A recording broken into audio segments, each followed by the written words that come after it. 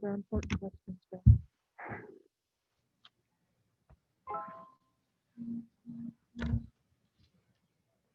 I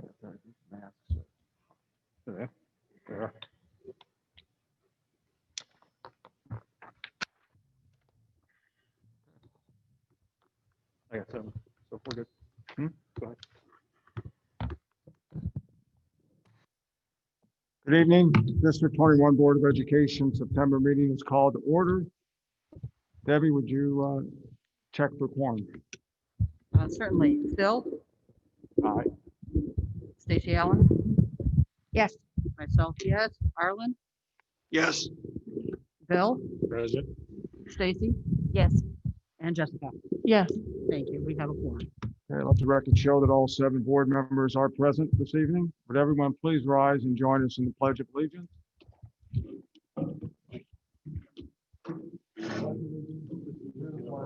Of the United States of America, to the republic for which it stands, one nation, under God, indivisible, with liberty and justice for all.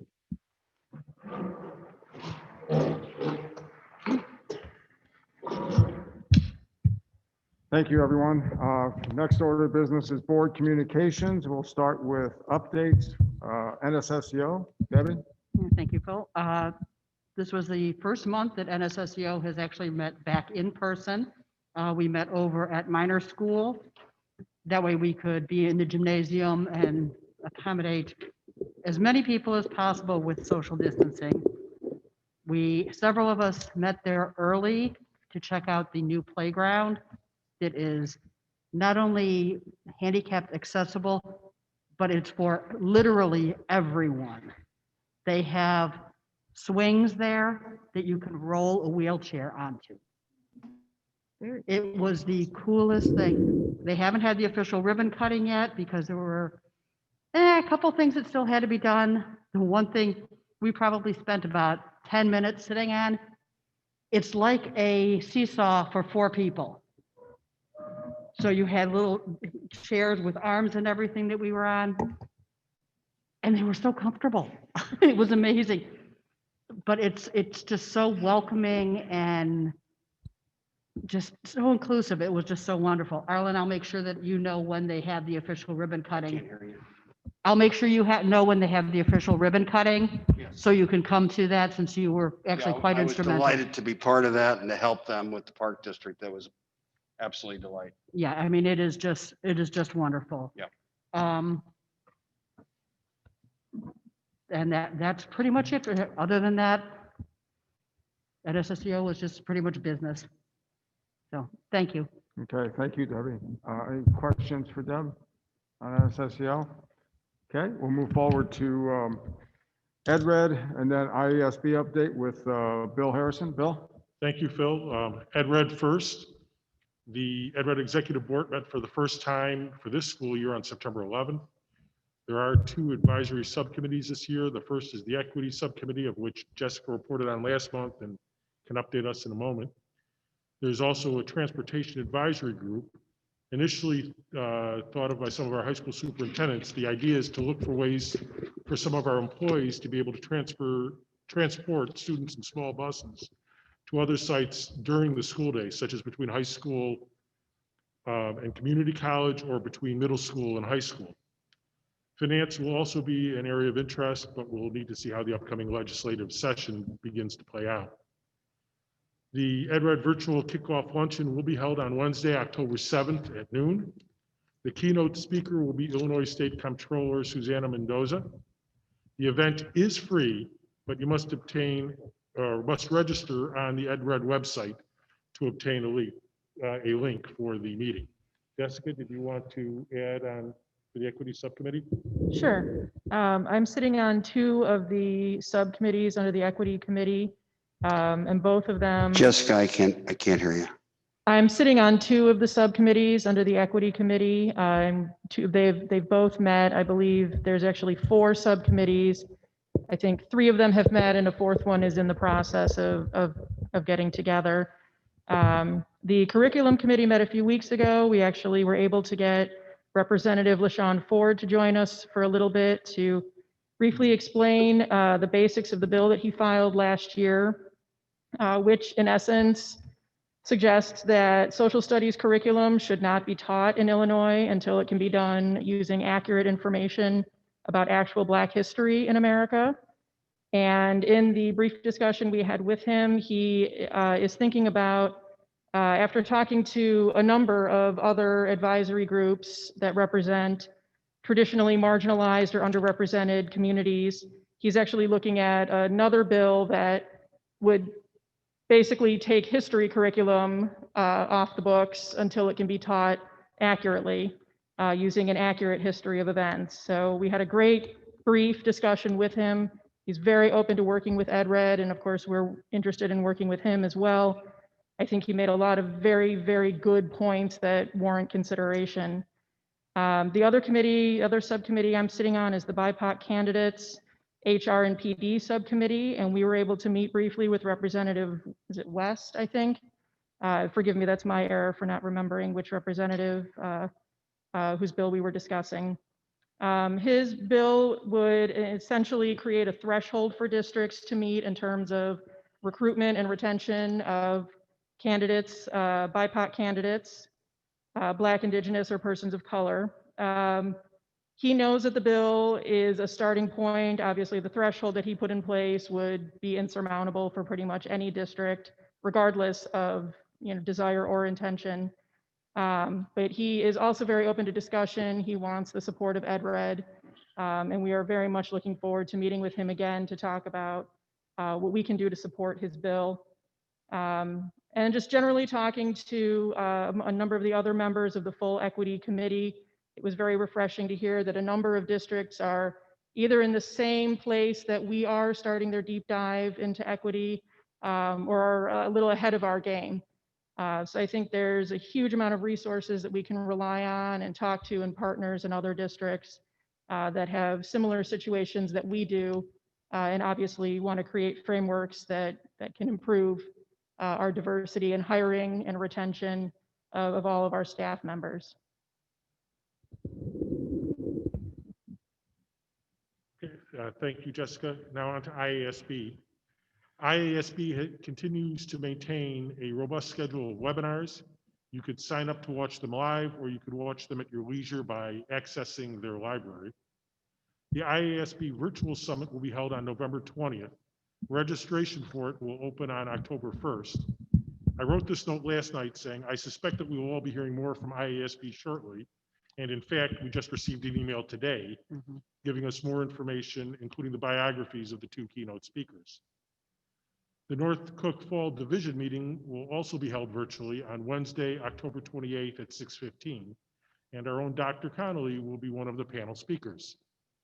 The event is free, and you could sign up at the IASB website. And I know that Debbie has a little bit from IASB as well. Yes, I'm sure all of us have received via email the resolutions that will be up at the conference this fall. So I would ask that it's short. I want to say there were 8 of them, 7 or 8 in total. If everyone would please read them and let me know. I can ask next month if everybody agrees with the recommendations, and that way I know to properly vote as I am directed by all of you. And thank you, Phil. That's it. Okay, Bill, Jessica, and Debbie, thank you. The one thing on IASB also is that I believe our own Dr. Conley is going to be participating in a session at the virtual conference as well. Is that correct? Well, we'll have to tune in and see how you do, huh? Okay, all right. Yeah, anybody who disagrees or has a different position than the recommended resolutions, please let Debbie know ahead of time. We should probably give her instructions. Well, I guess we have 2 months yet. Yeah, we'll have the November meeting before the conference. So, okay, thank you very much. Arlen, next. Good evening, everybody. One request that you speak into the microphones because I'm having a real hard time hearing. And of course, these old ears tend to be a problem from time to time. Just a couple of pointers. We just had our North Cook Division meeting. You received a report on it, but a couple of pointers I thought you'd be interested in. One, we're in the black. We did better than we expected financially this last year. And so we actually are in the black. We didn't expect to be. So that's a really good thing. Second, the number of students in the North Cook Division is 147,000 in 39 different school districts. So it's amazing how much stuff goes on that you don't think about. Bus driver certification, of construction, all kinds of different issues that the regional offices deal with. So things are going well at North Cook. Our new superintendent's doing, I think, a great job. He really hit the ground running, and of course spent the summer getting ready to bring the kids back, which we have been doing gradually. And so everything seems to be working well there. No particular problems. Okay, thank you. Jessica or Stacy, anything to share or report this evening? Nope, thank you.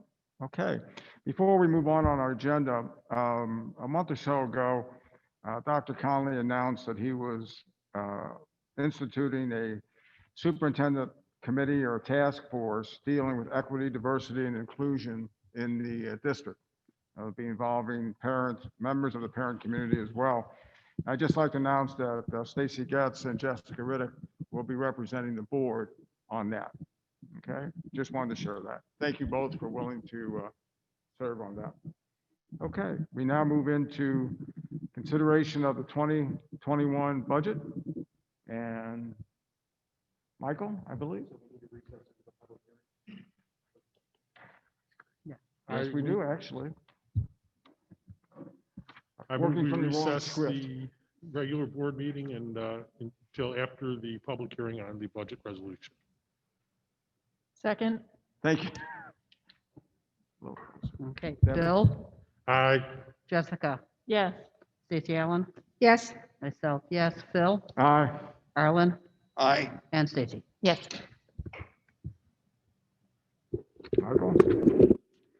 Thank you. Last month, as you know, we had the tentative budget presented, and we've worked on it for the last 30 days. It's been on display. We have not had any inquiries into the budget, although it's been on the website. So hopefully people have gone on and taken a look at that. Not much to report as far as changes go, but just to get into the presentation.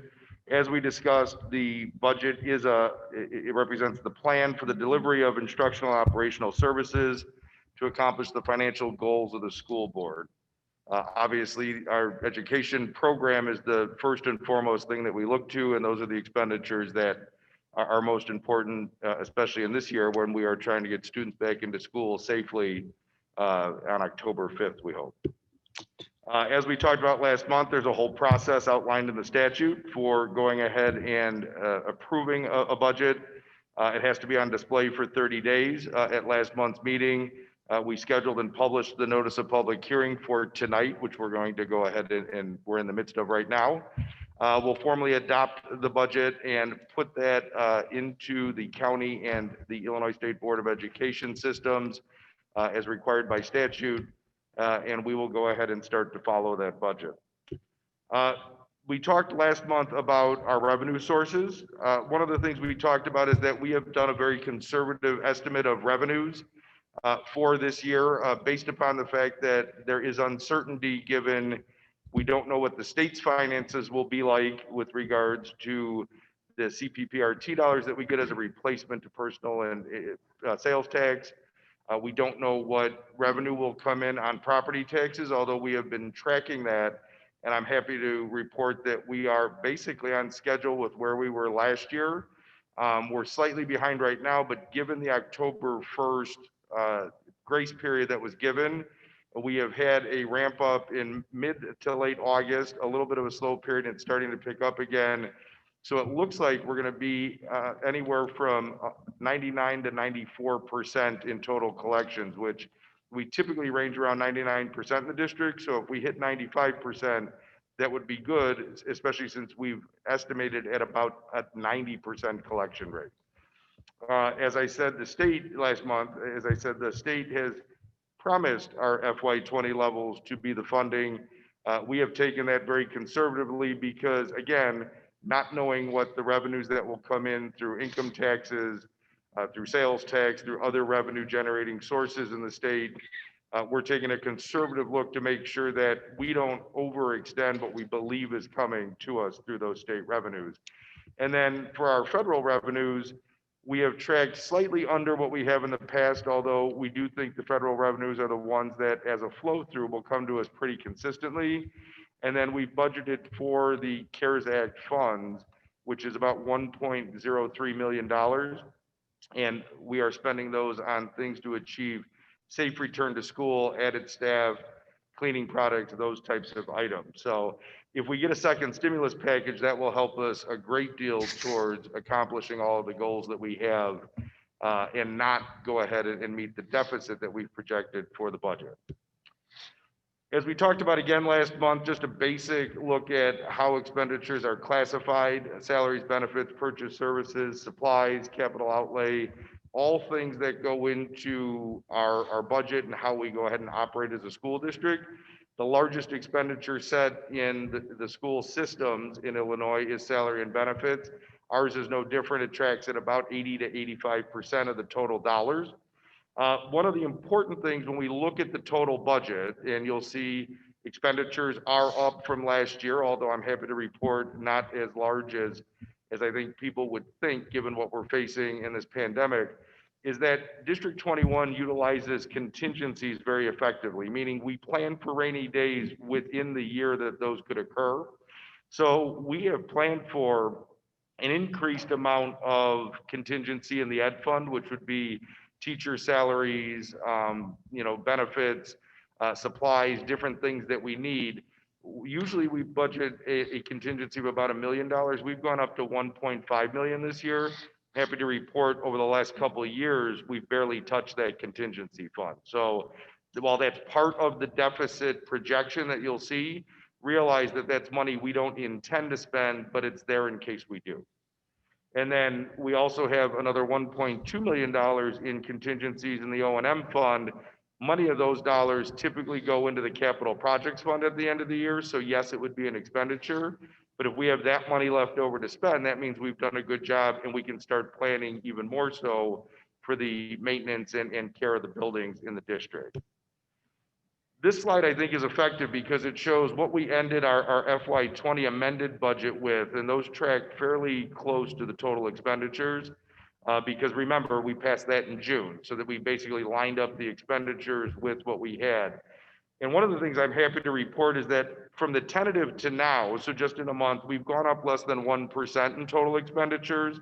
Those expenditures deal with the additional staff that we had in health assistance, staff and benefits, so that we could make sure we had a second health assistant in each elementary building. The student supervisors, now that we've continued to hire, those are all in there. So that's part of that whole increase that gets us to almost about a 1% increase overall from tentative to final. And we've backed out any of the Fund 60 expenditures to show you this graphic, because I think that's important, because remember, Fund 60, we don't generate revenue in other than through our bond issuances. Those occurred last year for the referendum dollars. Those went into Fund 60.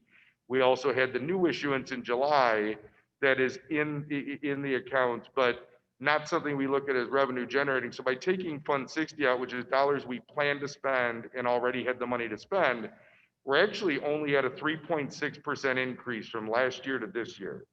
So yes, it's a little over $4 million, but that's a nice size to be at, considering that our salaries went up due to union contracts and the administrative increases by 3.25%.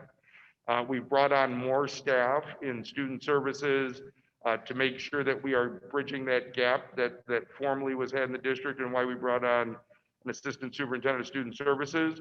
So this type of increase is not a large increase. And in any other year, we would be fine. We wouldn't even have a deficit, because remember, CPI this year is 2.3%. So we would have captured all of that in property taxes.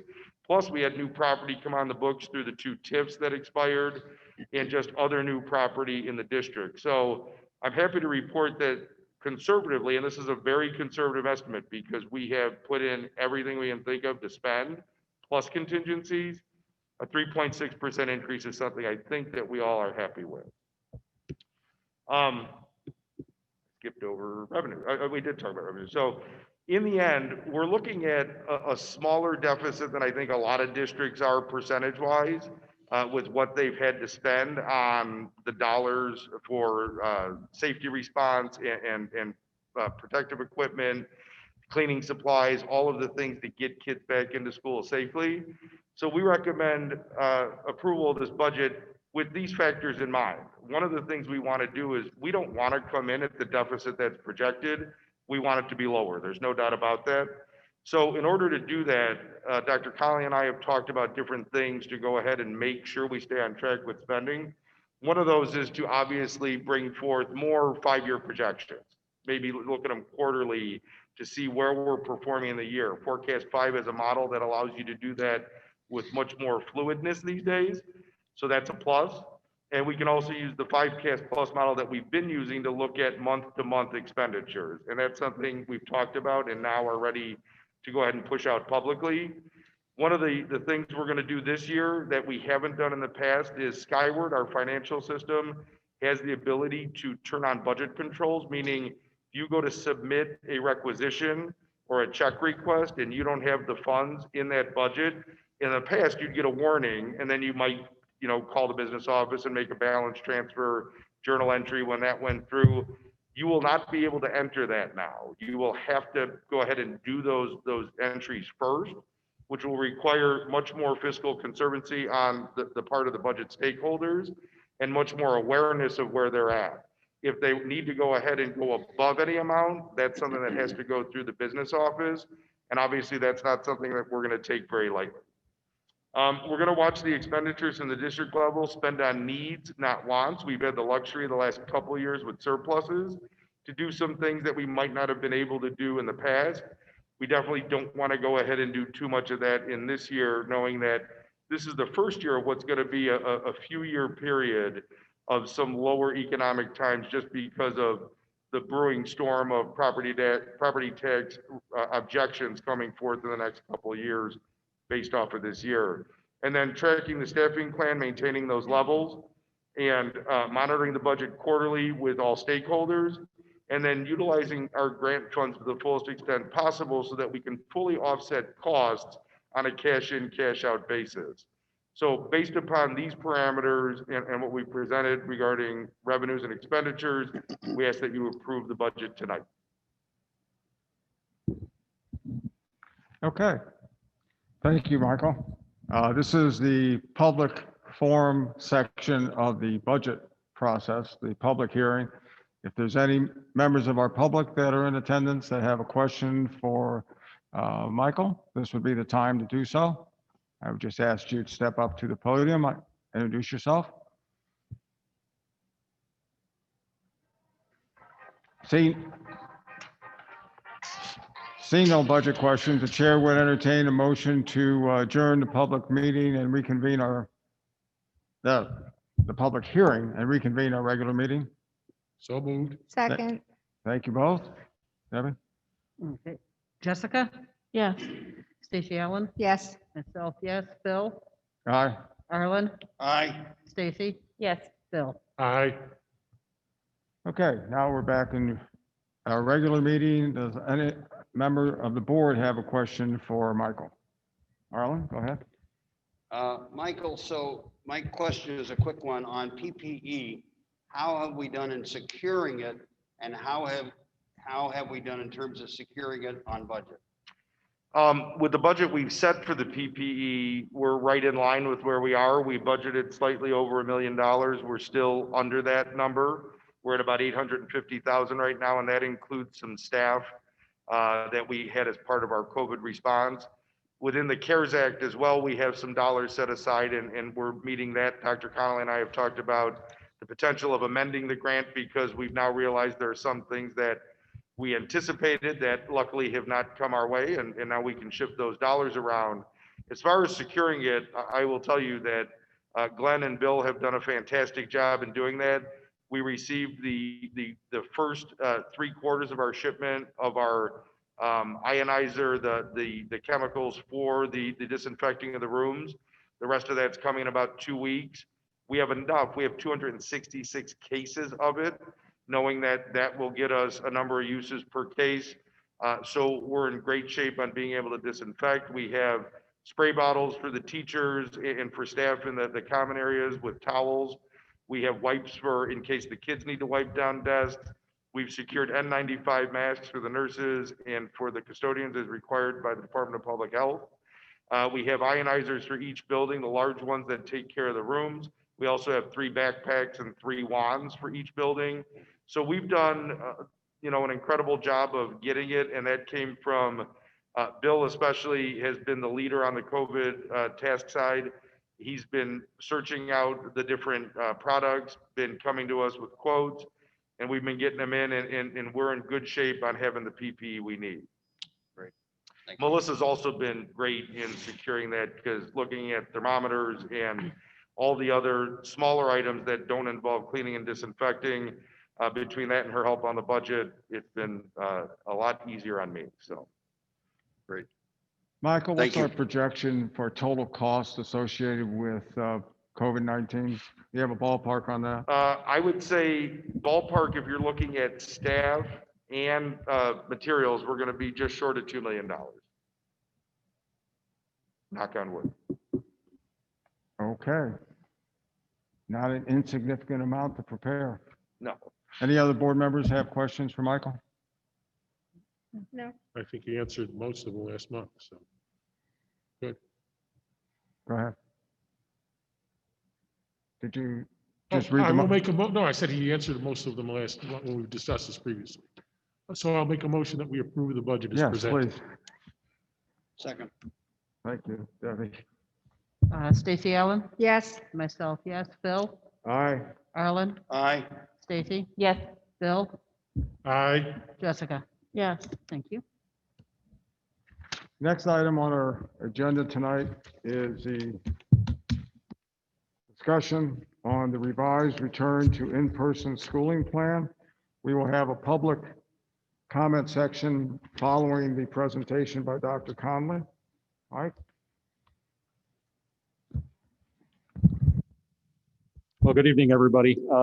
Let me just, I'm switching over to, so that those who are watching from home can see the slide deck here. So just give me 1 second. Sure.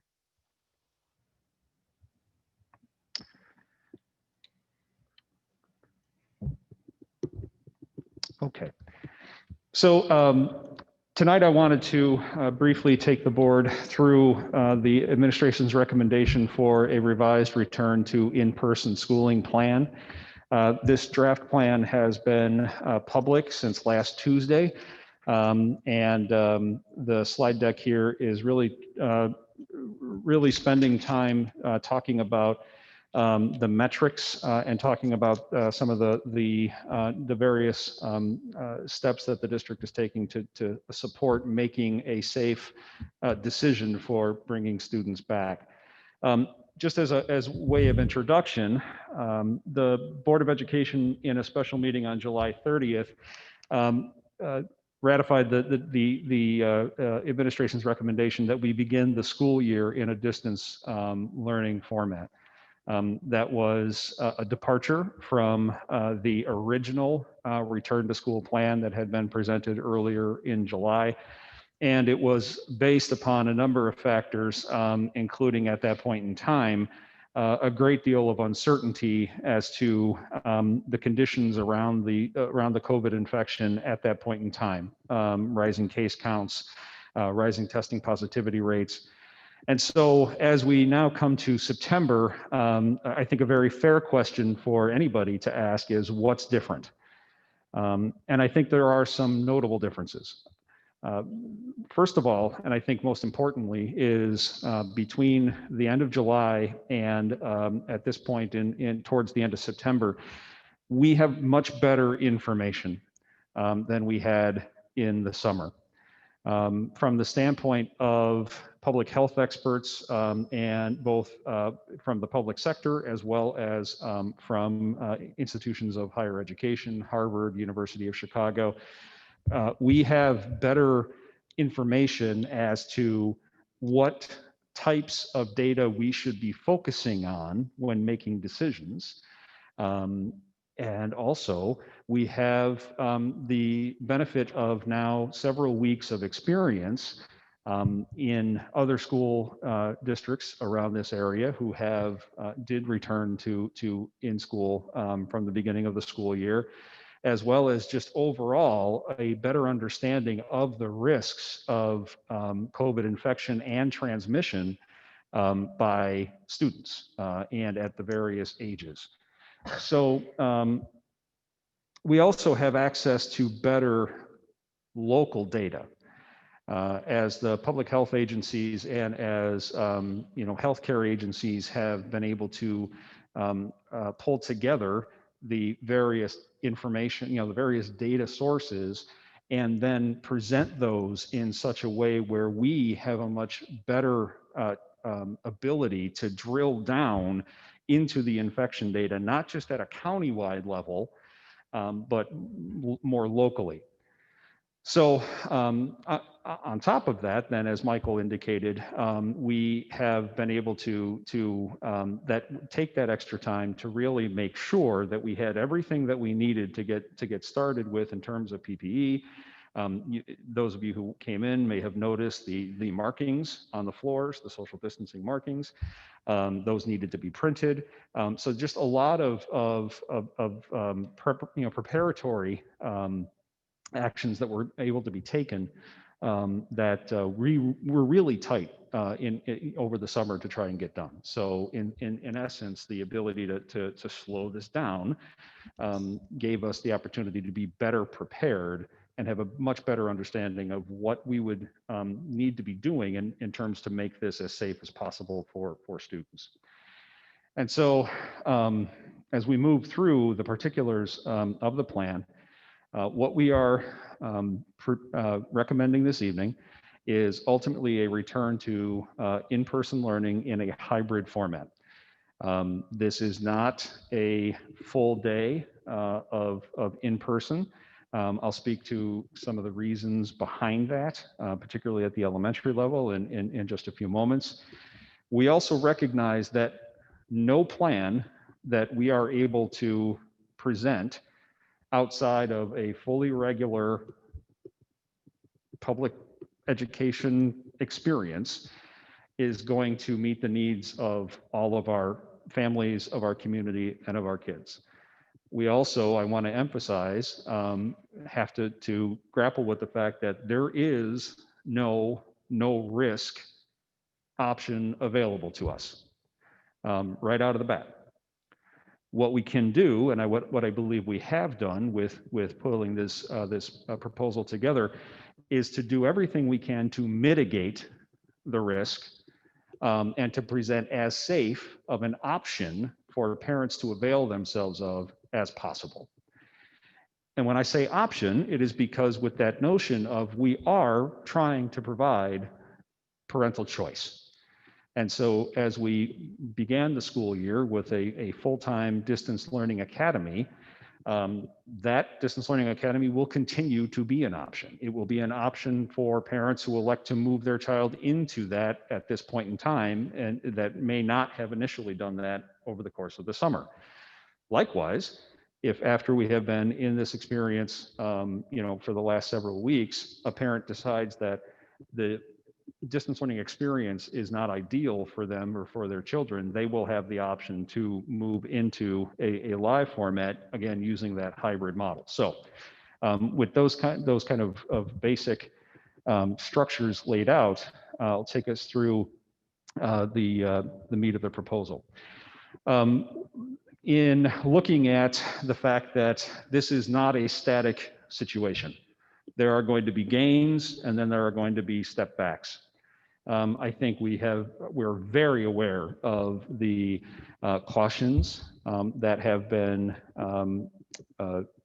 routinely given to us as within this country of that there may be periods of time where, particularly as we get into the colder weather, as we get into the cold and flu season, that our experience with COVID may worsen. There's going to be times where it levels off. And then, of course, with the hope being that as we move into 2021, that we begin to beat this thing. And we're able to start to return to some level of normalcy. But that is not imminent. And so with that in mind, we wanted to make sure that we developed basically a phased continuum plan here so that we could react where the data takes us. And so coinciding with a very similar system that District 214, our high school district, has utilized, really looking at a 4-phase approach, where phase 1 is really where we were in March, right? It's where, we have such a level of community spread of the virus that the only safe option is to be fully distance learning for everyone. Then as we move into phase 2, which is really where we are right now, which is that remote learning with limited in-person educational programming for certain specialized programs. And we have had students within those specialized programs that have been in attendance. Again, our structured teaching program for students that, with autism or on the autism spectrum, our educational life skills program, our ELSP program for profoundly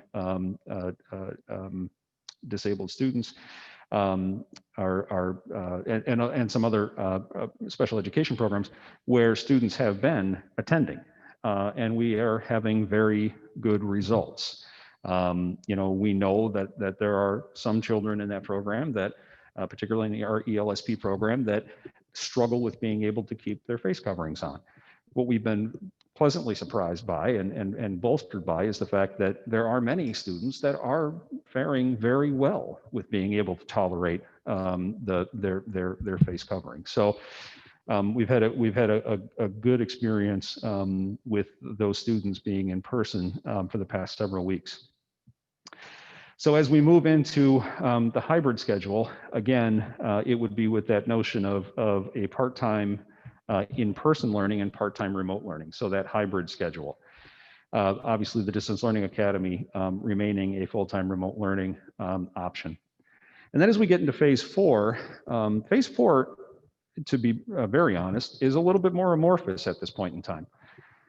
It is a period at which the level of community spread has reduced to a fairly low level, but hasn't necessarily disappeared.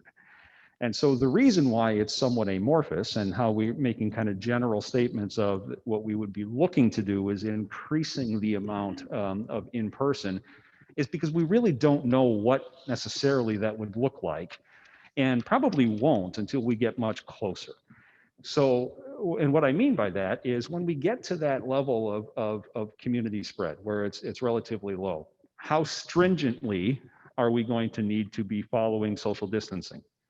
Will it need to remain a hard 6 feet of social distancing? Well, if it's a hard 6 feet of social distancing, that in and of itself will prevent us from being able to have all students back in a full day setting. We don't have the space. That is just a practical issue that we would be contending with. So I can again say that this is not in our near future. Moving to a phase 4 is not in our near future. Quite frankly, even if by some happenstance a viable vaccine came online, even in the next couple of months, the rate at which that vaccine gets into circulation and inoculations are taking place, and so I would say that some hope would be that by the middle to later part of the spring, we might see that level of community spread come down to that point. But I really couldn't predict how long it will take us to get there. So the concept here we're looking at is in making sure that we have been able to establish some metrics, some measurements that we can be utilizing so that as we're transitioning from phase to phase, we're doing so without employing a knee-jerk reaction and/or with some level of certainty about how we're going to do that. And so one of the things that we have become, the recommendations from public health agencies have borne out, is that really the top line data that we want to be looking at are those cases per 100,000. Now, that's not to say that the testing positivity is not important. It certainly is. Another area that we want to make sure that we're keeping an eye on is rate of hospitalization. But really that top line data is that cases per 100,000. And so with that in mind, how we have constructed this is that we would want to see cases per 100,000 to be in a specific range for 10 instructional days or 14 calendar days, which is pretty standard in terms of, having to quarantine for 14 days if you're exposed, things of that nature. It's fairly consistent with the life of the infection, period, I suppose. Obviously, once somebody is infected, it could be months before they fully recover. But in terms of kind of that danger zone, 14 days seems to be, where the epidemiologists have kind of been able to establish the length of time.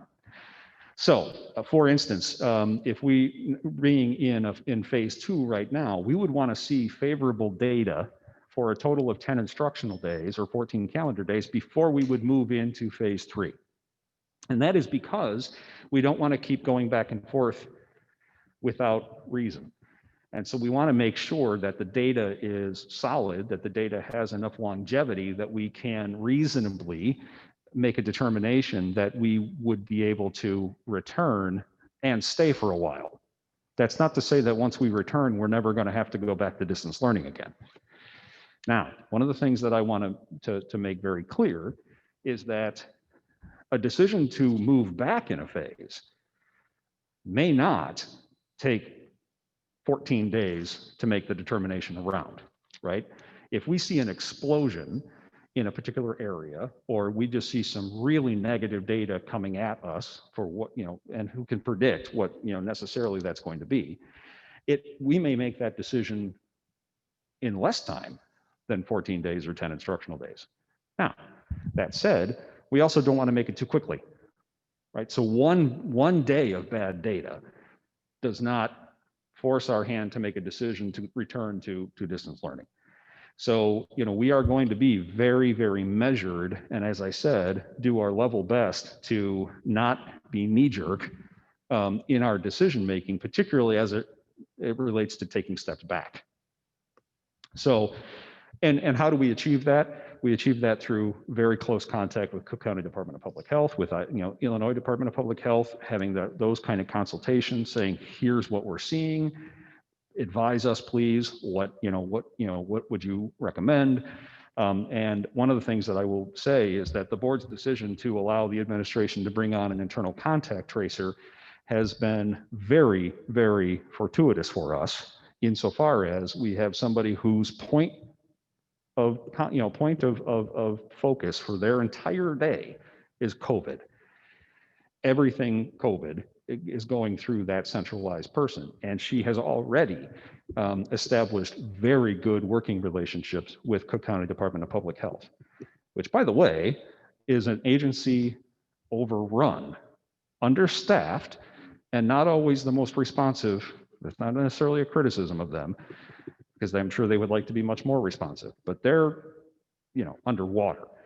And for her to have been able to establish a direct line to where they pick up the phone when she calls, they call back if they, so that has been very good for us. And I think really does help us be able to feel more confident in making the decisions that we are going to need to make. So how did we go about establishing those guiding metrics? Again, it was in talking to and really listening to the epidemiologists at Cook County Department of Public Health, at Illinois Department of Public Health, But we also looked at other sources that we could take information from. Most notably, the Northern Illinois Public Health Consortium, of which Cook County is part. The Harvard Global Health Institute, COVID Act Now, which is a kind of a confederation of epidemiologists that have banded together as this pandemic has unfolded. They're not necessarily associated with a specific government agency, but and obviously coming from a lot of academic and medical expertise. And then also the Echo Center from the University of Chicago's Department of Pediatrics. So based upon a review of all those relevant information sources and understanding the community spread of the virus, and that those new weekly cases per 100,000 is really one of the best metrics, we felt more confident in being able to propose specific metrics that we could be looking at. Now, in addition to COVID infection metrics, it's also extremely important to emphasize that a key piece to being able to safely operate in person is to make sure that we have the staff healthy and present. We're all living in this world. None of us are able to be hermetically sealed. And so every single time one of us leaves our home, we run the risk of being exposed and or contracting COVID. That does not stop with our staff. And so and also because of the nature of COVID, the Cook County Department of Public Health is being very stringent on who goes into quarantine. And so if I display any COVID-like symptom that doesn't have a other viable medical explanation that my primary care provider can assure, like allergies, I have to quarantine for 10 days or until I get a negative COVID test and the Cook County Department of Public Health says it's okay for me to come back. That's for any staff member, that's for any student. And I will tell you, we have quite a few, not a huge percentage, but we have had our share of individuals, both staff and students, whether they be part of the supervision program that we have, or even students that are at the distance learning, but because of, they have, we have gotten word that they have had to quarantine because of whatever situation, that this is going to happen. If I have a cold, I'm going to have to get a negative COVID test to be able to come back to work for 10 days. If I can't get that COVID test. That's for a student, that's for a staff member. So that right there means that we really have to not just be looking at the COVID data, but also looking at general health data of our staff and our faculty. And so that's where this concept of having a faculty staff health index really comes from. What is that minimum percentage of instructional staff? We're not talking about office staff, we're not talking about custodians, but instructional staff, people that we could have in a classroom with students, need to be present on a daily basis in order to safely operate in person. And we're not even talking about ideally operating in person. We just mean safely, bare minimums of being able to do that. And so that index is part of this proposal. So, in terms of establishing our area of metrics, a very viable concern that was voiced by many people was looking at countywide data is going to make it really, really difficult to be able to target our area and make good decisions based on what's happening in our own backyard, right? So if we're looking at countywide data and they're having massive problems down in South Cook, that negatively impacts our ability to make decisions, and we may not, and by the way, I don't think many of our students are traveling to South Cook for any reason. Most of our staff doesn't live down there. So the risk of exposure because of that geographic area is pretty small. So with the ability for us to get better local data that really gave us an opportunity to begin to construct our own area of review. Now, I want to be very clear that Cook County Department of Public Health, nor the IDPH, has said you can or you can't use local data. If you press them on it, they would prefer we're using their countywide data. But there is no specific restriction on using localized data. They have left that to be, as they have with many things, a local decision. So with that in mind, we have developed a zone where we are taking a look at all, by zip code, all of the zip codes that are inclusive to our district and our district municipalities. And in addition, those zip codes that are served by Township 214, High School District 214, because again, and this was a suggestion from Mr. Harrison that I thought was very well stated, we may have a situation where we have a brother or sister at the high school level that may come into contact with somebody from Rolling Meadows or whatever the case may be. And so just to kind of throw out a wider net, it really did make sense. And then of course, also including those zip codes that are not in our district, but in our immediate geographic area. So if we're going to the Home Depot on Dundee and Palatine, or going up to Woodman's, not in our district, that's in Lake County, it's a different zip code, but we really want to capture those things. The north part of Glenview, the Northbrook, areas like that. And so that is the area that we are recommending to be reviewing the data within the metrics that we are setting. All of the data is being sourced. Oh, come on, there we go. All the data is being sourced from Cook County Department of Public Health and the Illinois Department of Public Health. Now, one of the things that I think, and I will show this in just a little bit, but one of the things that I think has been very helpful for us is that Northwestern Medicine's Surgical Outcomes and Quality Improvement Center has published a dashboard that is very easy to use. You're able to input zip codes. You can input multiple zip codes. Again, I will show you kind of the dashboard that we have set up that gives us information. And it updates frequently. It shows both 7 and 14-day rolling trends. And all of their information is the information that they're getting from IDPH. And as I look at their representation of data in their dashboard, and then the representations of data, particularly through Cook County Department of Public Health, there's synergy there. They're not wildly out of line with each other. So what are the metrics?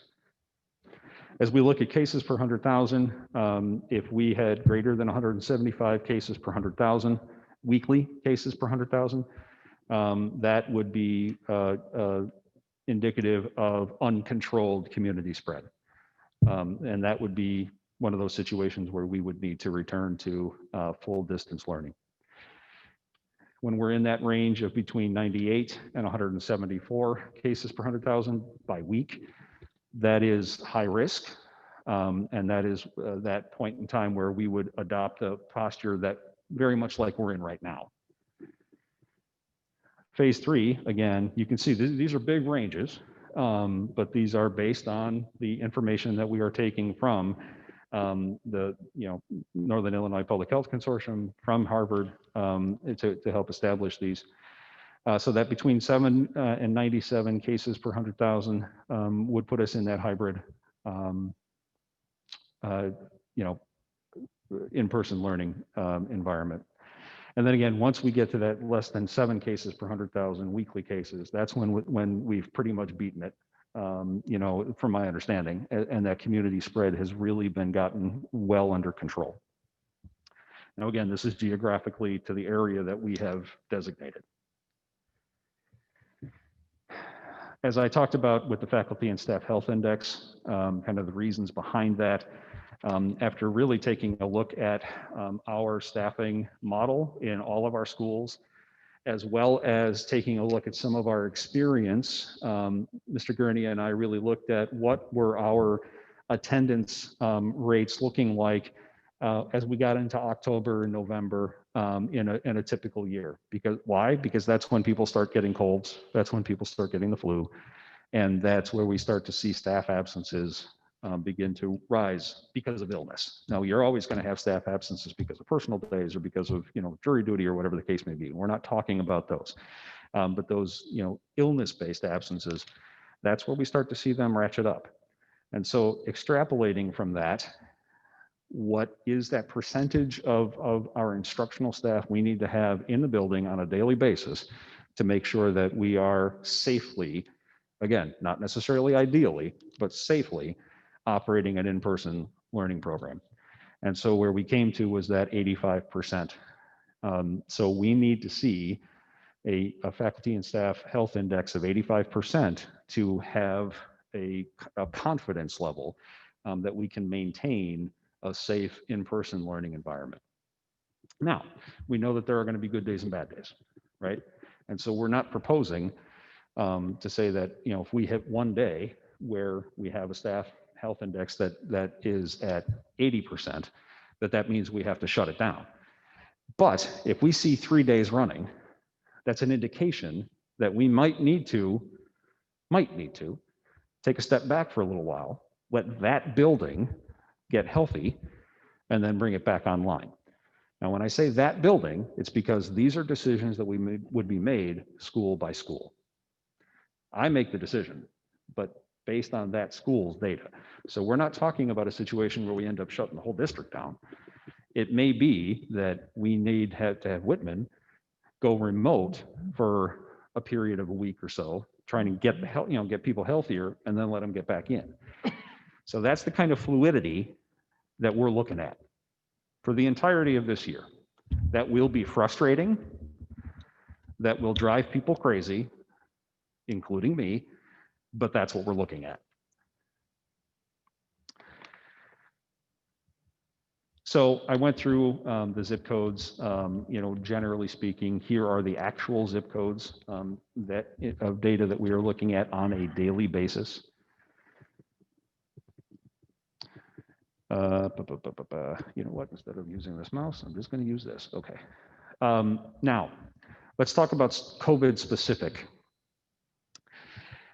There's an important distinction to make. If we have students or staff that have to isolate because they are exhibiting one or two COVID-like symptoms and actual positive cases, right?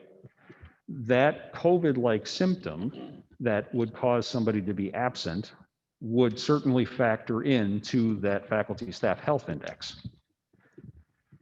But if we have positive COVID cases, that is something that we need to make sure we are, kind of treating very, very differently.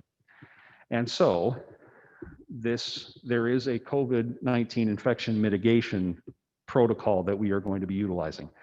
This is a common protocol with what 214 has adopted, and it is coming straight out of that COVID Act Now epidemiology model. And so what that means is that if there is 3% or higher of the souls in any building, staff, student, doesn't matter. If there is 3% of those souls in that building that test COVID positive in that rolling period, we're shutting it down. We're going back to full remote in that building for at least 14 days. That is the only way we can be sure that we can try and stay ahead of it and we don't end up having an outbreak situation. In addition to that, we have very specific protocols that are not listed here, but very specific protocols that we have to follow through Cook County Department of Public Health. Every single suspected case and positive case, Cook County Department of Public Health is notified, again, on a daily basis. That is what Olivia, who is our internal contact tracer, that's what she does. On a daily basis, we are ensuring that we are communicating with Cook County, and then they are following up with families, with staff, whomever they may need to. So, but if we hit that 3%, we shut down in that building for at least 14 days. And there is no debate about that at all. That is a call that I make, and it will be done when we hit that number. So how am I going to know that that happens? Because I receive a daily briefing from my staff on what is happening, both in localized data, exterior to the district, as well as in the district. I know every day, every student that had to go home because they had a runny nose. I will know that. Every staff member that has a COVID-like symptom, I will know about that on a daily basis. So this is not something we check every week. We're talking every single day, I receive a daily briefing on what is happening related to COVID. It's important to note that it is not just about the numbers. I understand that there are folks that really want our kids back in school. They would prefer them to be back in school full time. They are very, adamant about, not being overly conservative. And I worry that having these metrics, these numbers that are out there, it gives the impression that, well, these are the only things that make our decision. It is not. We have to make sure that we are taking all of the information in, quantitative and qualitative, and make the best decisions we can. And so in addition to that daily review of the COVID data, we also have to look at trends. We have to look at what the tea leaves are telling us, what may be coming our way. So those metrics, those numbers are guideposts on this journey. They will be a large part of the information that we utilize, but they're not the only part. And there are some things that are going to be a little bit less easy to quantify that could result in needing to make some decisions that even the metrics wouldn't necessarily illustrate the need to do. What could some of those things be? A disruption in local data sourcing or reliability. A few weeks back, there was a one-day massive spike of over 5,000 new cases in Illinois. Why? Because there was a testing backlog that nobody knew about that all of a sudden came online. Now that's a one-day spike, right? But it's indicative of if there is a disruption in the data and we don't know what we're looking at, that could be a reason why we might be a little bit more conservative in making a decision. If we get to a point where, like we're at the beginning of this, and in some areas still are, where there is a delay and or a dip in availability of COVID testing, we may get to a point where, because there's that delay in testing, that may negatively impact our ability to get staff back in if they have COVID-like symptoms, or we are seeing more students needing to isolate because of COVID-like symptoms. And it may very well be at that point that the best decision to make would be to return to a distance learning for a period of time until that can get evened out. If there's a disruption in the PPE or sanitation supply chain, as Michael said, we're sitting pretty good in terms of our supplies, but those supplies aren't inexhaustible. And so, we've never dealt with this before. And so if we find that we're going through those supplies more quickly than we would have anticipated, and there's a supply chain issue, particularly if we get into cold and flu, and those things are beginning to dry up, that will be an impact. If there's a spike in student absence or exclusion due to COVID-like symptoms, something that I had already kind of mentioned, doesn't mean that regionally we're seeing new cases per 100,000, but if our kids are having to stay home because they get colds, and that continues to ratchet up, it may be best to take a step back. A big thing is If there is widespread non-compliance with the daily health certification that we are requiring parents to do, we will not allow a student to enter one of our schools if they have not been cleared through our Crisis Go daily certification, nor do we do that with staff. Every morning at 4 a.m., emails go out. That's kind of how this is for parents as well. And it's a very simple process, but there are screening questions that have to be answered. And if that does not get done, that student's name is flagged. School staff, principals will have that information and they will be directed. I don't know if you've seen in some of our schools, we have, I like to call them the 4077 tents. For those of you who were around when MASH was a thing. And we will have health office staff that will be in those tents. And if we have a student who has not been cleared, they will go there. They will not enter the building. Now, we will go through and do a health screening at that point, and it may very well be that the nurse or health assistant that is there authorizes that student to enter the building. But you can bet there's going to be a follow-up, pretty stern follow-up with that family, reinforcing that this is not an option. This has to happen. The health certifications must be done on a daily basis. There is no ifs, ands, or buts about that. If we get to a point where that is widespread not happening, I may have no other choice but to step back until we can get to a point where everybody starts to do what they need to do. That will not be popular. You will get complaints about that, but it's going to happen if I feel like it needs to. And then obviously, if there are new mandates or requirements from local, state, or federal officials that would impact our ability to do some things, that's an unforeseen circumstance. So let me talk a little bit more in depth about what the hybrid in-person learning plan looks like. I think it's very well laid out in the plan document. And I think probably the biggest thing is the question of why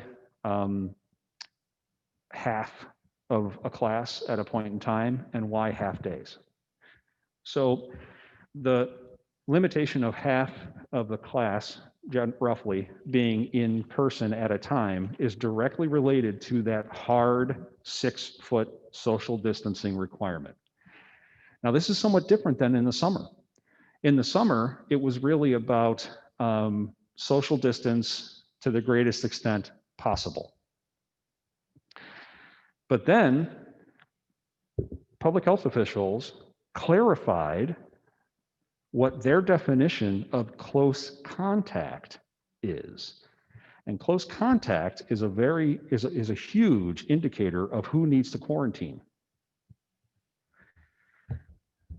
It was initially understood that close contact was less than 6 feet, masked or unmasked, but less than 6 feet for 15 minutes. We took that to mean 15 minutes at a time. The clarification that came through was it was less than 6 feet, masked or unmasked, for 15 minutes cumulatively. Now, that may seem to be a very slight change. I assure you it is not. Just from the contact tracing alone and the tracking of student movement and interactions, that was a game changer in terms of our ability to have instances where we had less than 6 feet of social distancing.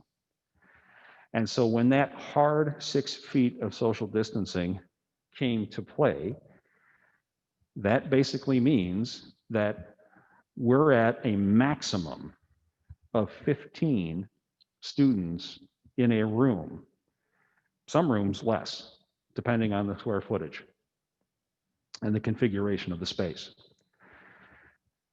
We cannot do that in a full day situation. So the next question comes, again, rightly so, why was the decision made to recommend that we, particularly at the elementary level, that we go with a half-day model 5 days a week, where we have some students coming in the morning and some students coming in the afternoon?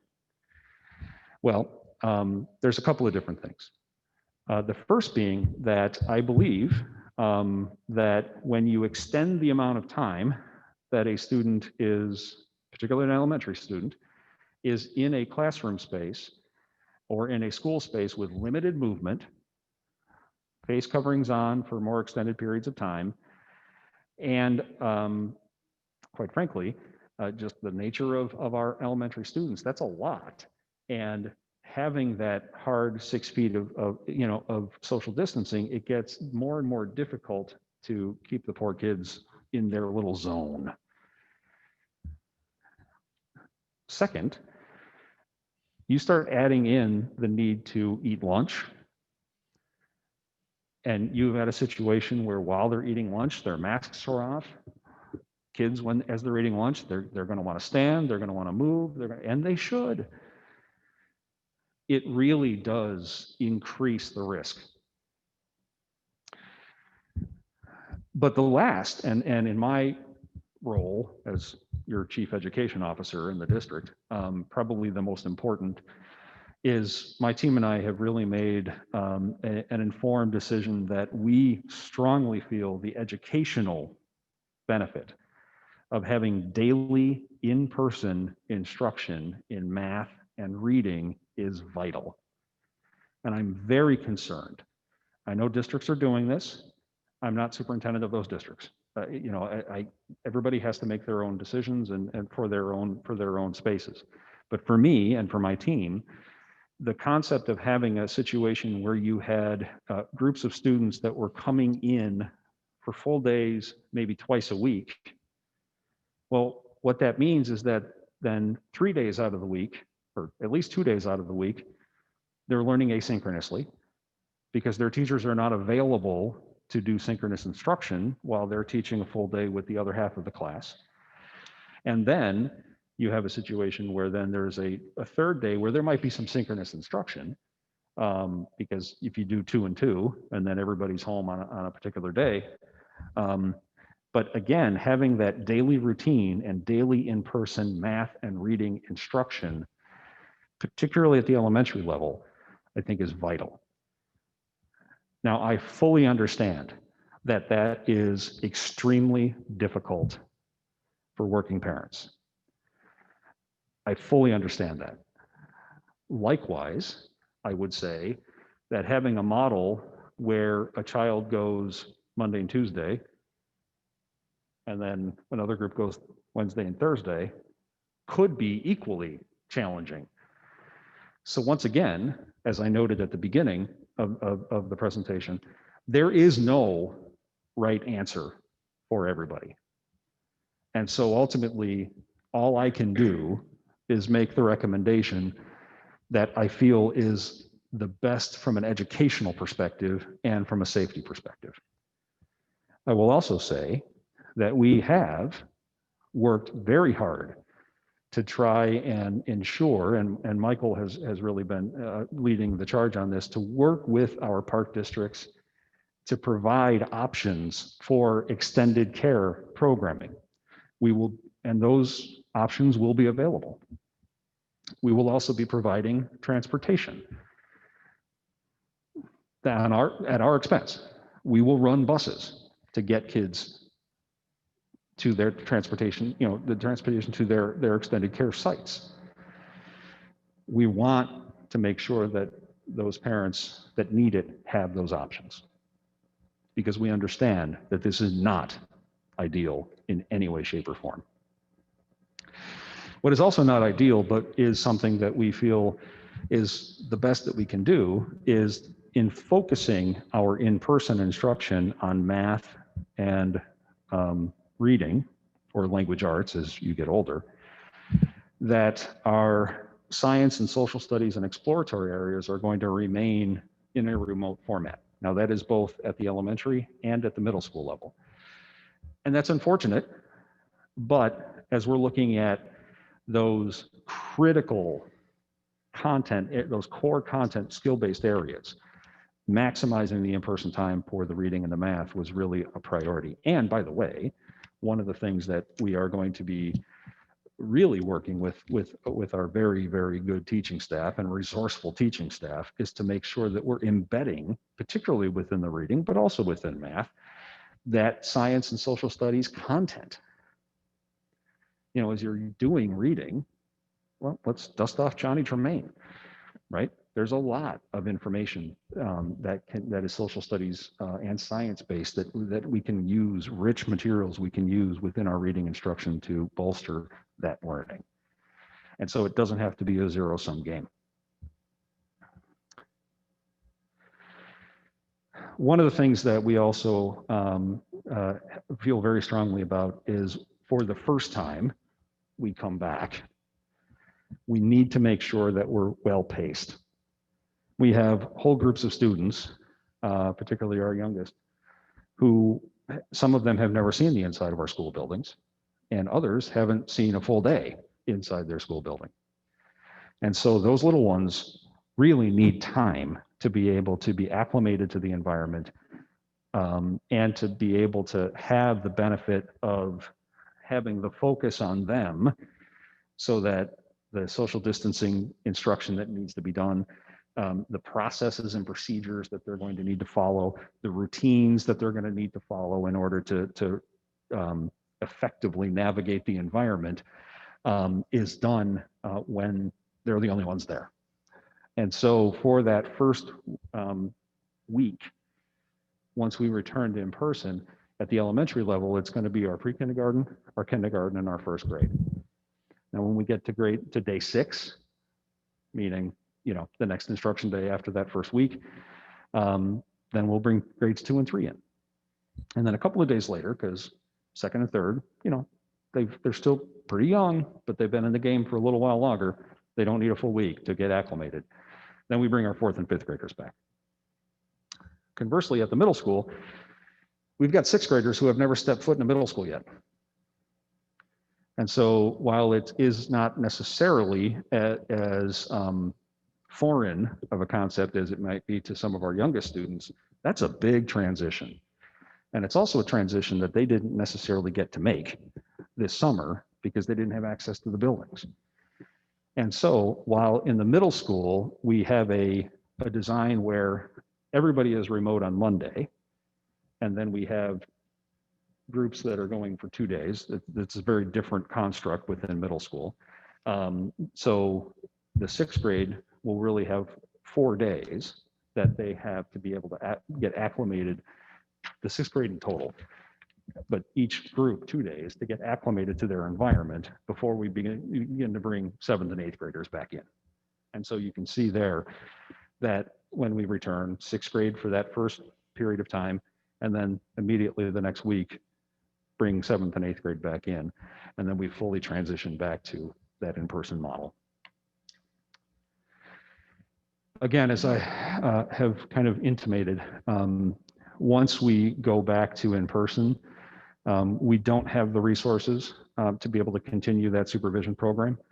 That is why we have been working with our park districts to make sure that there are options for parents for that, you know, the extended care to be taken off by them, and we're very thankful for our park districts to be working with us so closely on that. Again, as far as health and safety protocols, again, these are extensively described in the report. I also wanted to point out that so Janelle Hockett and Elisa Duell and many others were working tirelessly, Cara Beach working tirelessly to pull together this parent and family support site. And there's a multitude. Okay. I don't know if it's because I clicked the link and it's just a bad link, or anyway, in any event, I'll try and get that up. But there are a multitude of short video clips of resources, you know, for parents to be able to utilize with students about, okay, this is what the bus is going to look like when you get on it. This is how, you know, you put your mask on, this, you know, things, and they just, really have done an amazing job pulling that information together. That has as well has been up and live for over a week now, I think. So we are very hopeful that that is, particularly for our youngest students, that that is a resource that parents will find helpful as they're preparing their child to return to an in-person, if that's their choice. So I just wanted to, I tell you what, before I go to this, I'm going to pop away from the slide deck real quickly. And I did note that I was going to kind of show the data, the dashboard that we're utilizing. And so this is one of the sites. This is the Northwestern site. And so this is something that I look every single day. And you can see that I have the ability to build different searches. And so I have a search that has been constructed for every single one of our municipalities, and then an overall local track, which is all of those zip codes. And so as I show this data, you can see that I have access to 7-day running data and 14-day running data. And so I think one of the things that is very good right now is that in all of the data, all the municipalities we're looking at, we've got green lights. We in the cases per 100,000, we are well into the range of where we can return to a hybrid model. How long has it been? It has been that way for the better part of 10 days. So we are, as long as that data holds, and we don't see a massive turnaround, at this point, we are good to return on October 5th, as we had hoped to be able to be. And so that is the date we are actually proceeding from. I do, again, want to point out that there are some areas that I'm watching very closely. You can see that, over the past week, we've seen the cases per 100,000 ticking up. Depending on the municipality, you can see that it does differ. So for instance, this is looking at Wheeling. It's been a little up and down, but in that higher range. Same thing with Arlington Heights. Their numbers have trended upward, but little spikes here and there. So, we're still okay. We're still anywhere between 25 and 20 points lower than our than that 97 cases per 100,000, which is the trigger point to move into phase 3. The testing positivity rate is holding pretty steady. It is under 4%. 5% is what this Dr. Fauci and some other federal levels have said is a good measure. For the state of Illinois, 8% is where we start to get into warning zones. So we're well below that.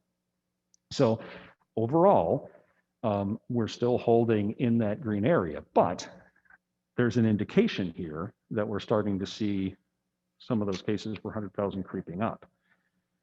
Is that because we're getting into the colder weather? Is this Labor Day? We don't know yet. But so that's why I say right now we're good for October 5th. If we see a market change, we'll just have to see. But we're proceeding from October 5th being our launch date, should the board approve this plan. So just returning, and by the way, then I'll also show the Cook County site, and I just need to reload here because it times out after a moment. Recently, Cook County added school metrics to their site and have divided it up by various zones within the county. And I think this is because they began to understand that schools were like, we can't use just countywide data. You got to give us something else. And so if we take a look at the North Cook County, which of course is the region we are in, again, very similarly, that they're showing 78 cases per 100,000.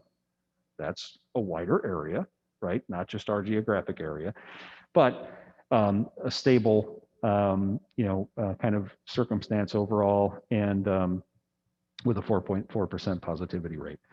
So again, in line with what we're seeing with the more localized data. I do want to point out, these are the number of youth cases. You can see that they have spiked, but indication here is that this change really does, it's really kind of in those teenage years.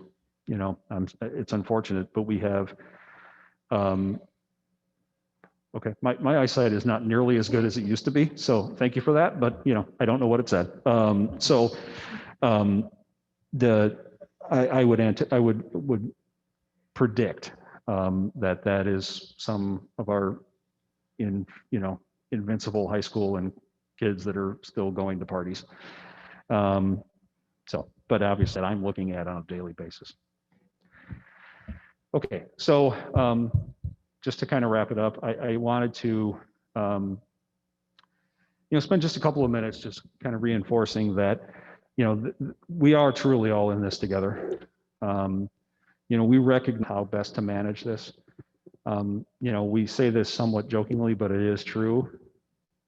We are going to be wrong for 50% of the people, 100% of the time.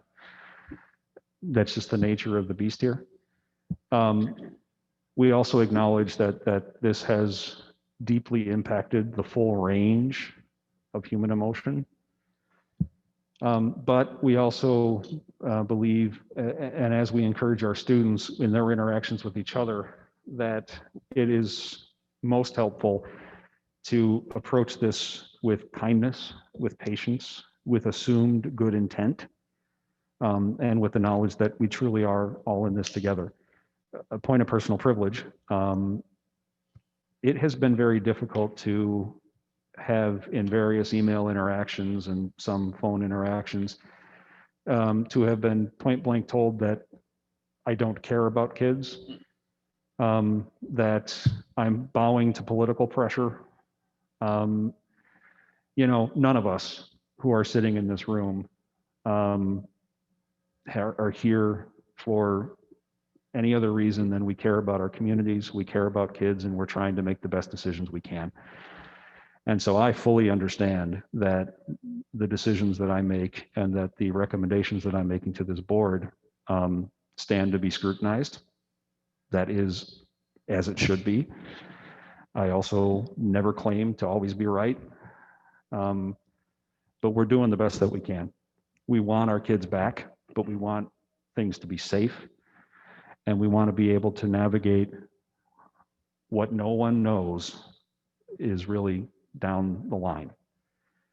And so with that, I just want to reinforce some things that we have said in many occasions, that our success as a school district this year is really going to continue to hinge on our ability and our willingness to follow the science, to be agile, to be flexible, to be ready to deal with the unknown, and quite frankly, to tune out some of the noise, because there's a lot of it. That doesn't make any of this easier for anybody, parents, community, you, me, my staff. So with that, be happy to take any questions that the board may have. Yeah, I would ask that you leave that slide up Yes, during the rest of the presentation, please. of course. Bill, speak into your mic, please. I can't hear you at all.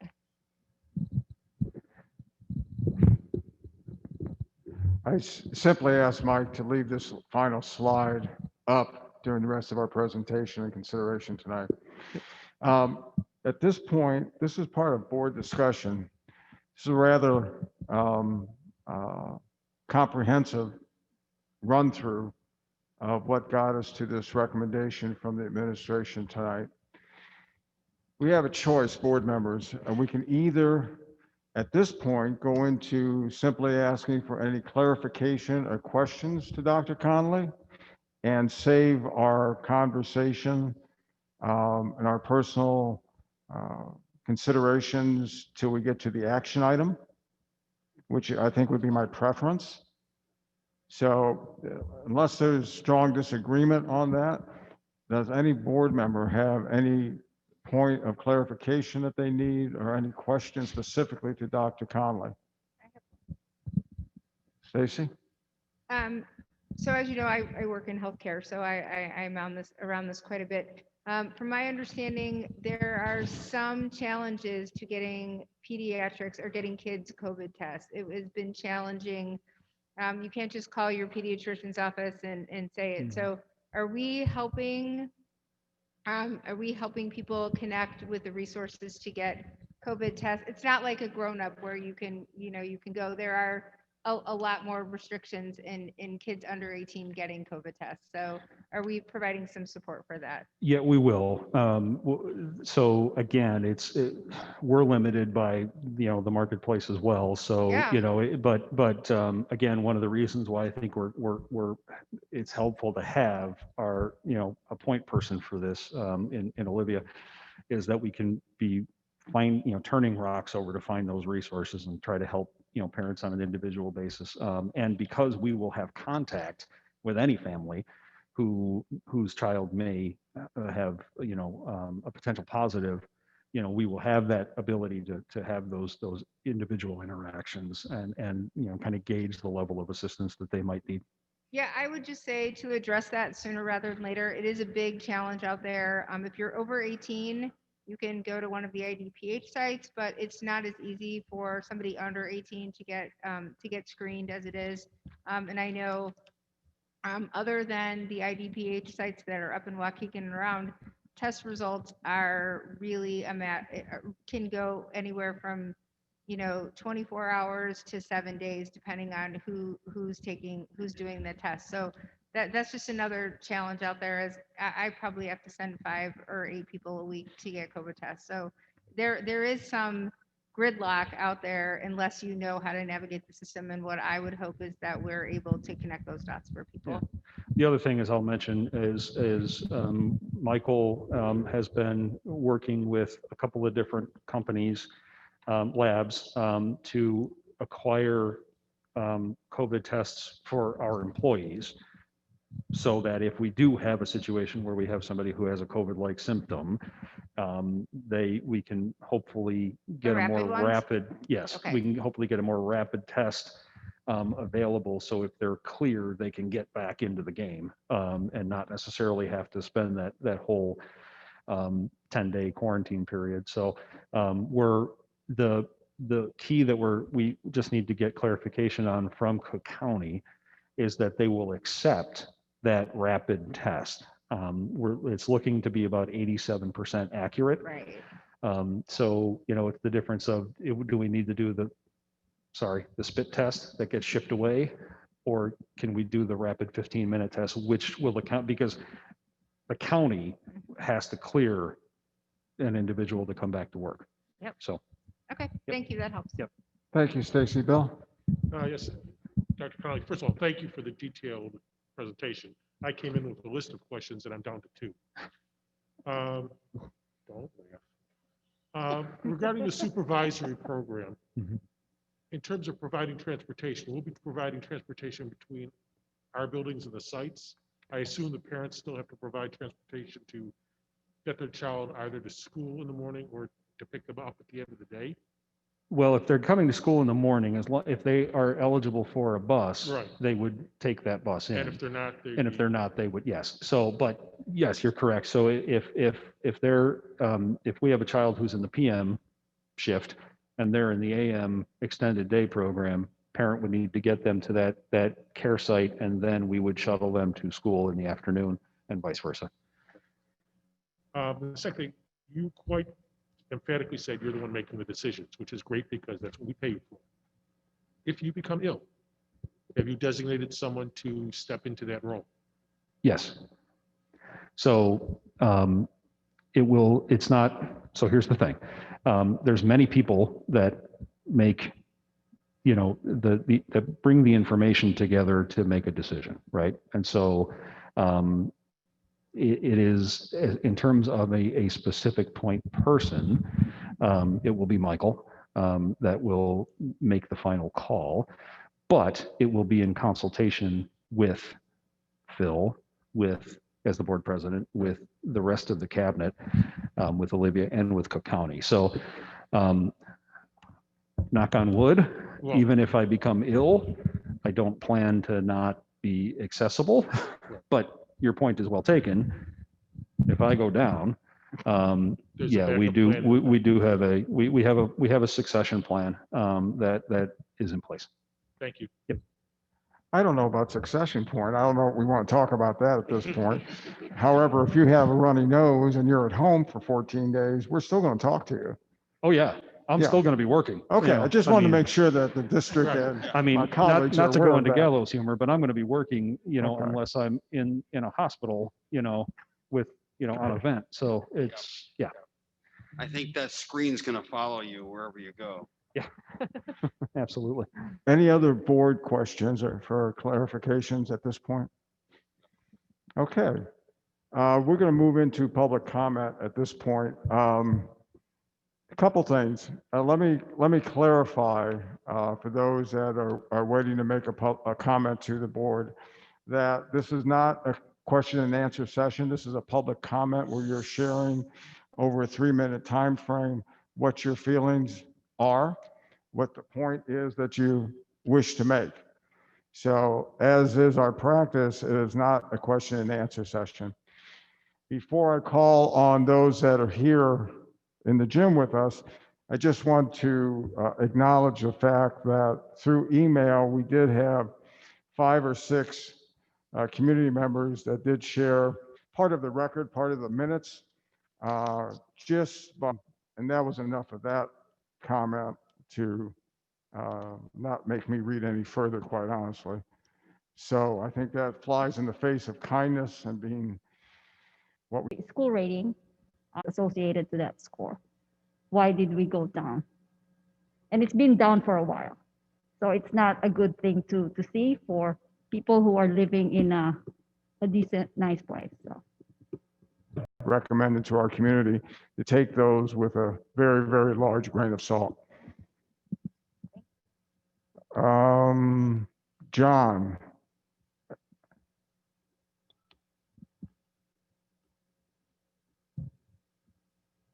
Thank you, John. Thank you.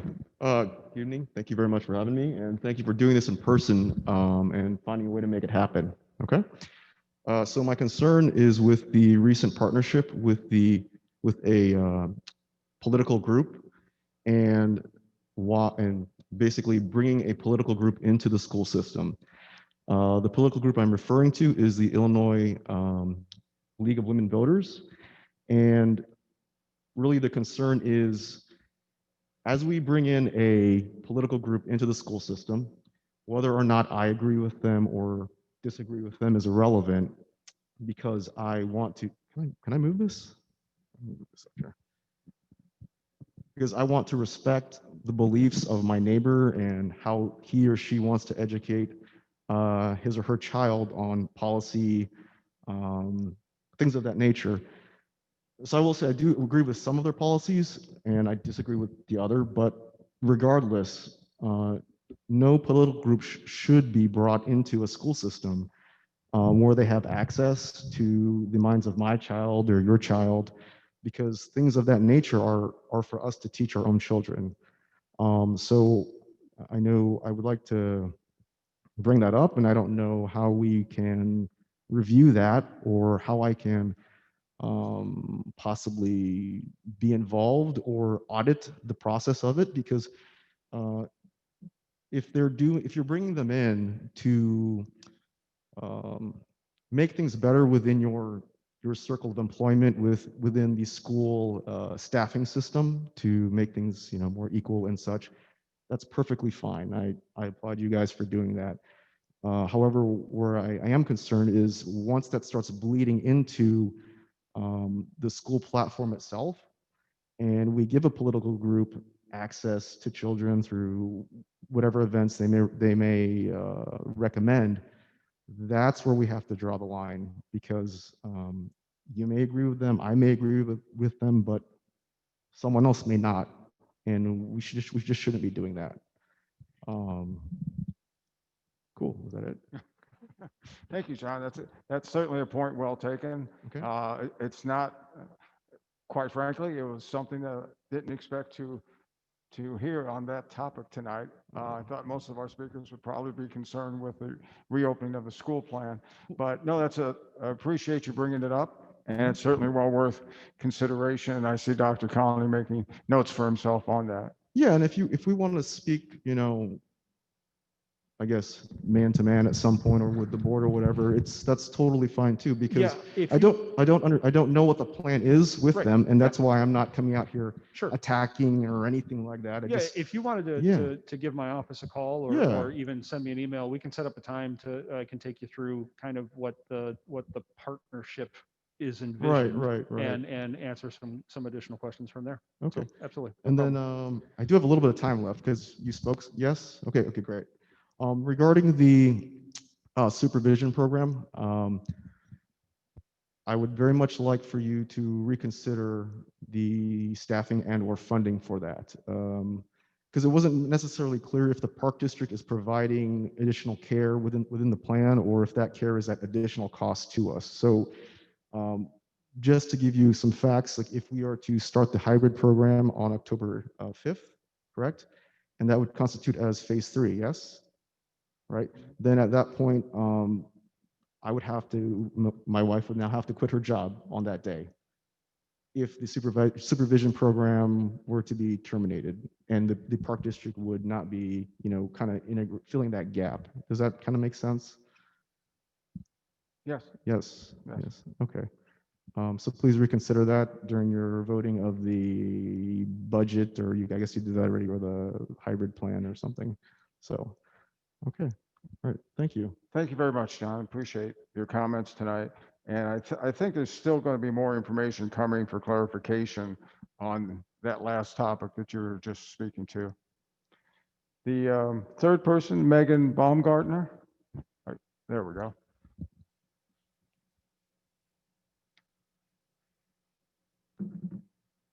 Good evening.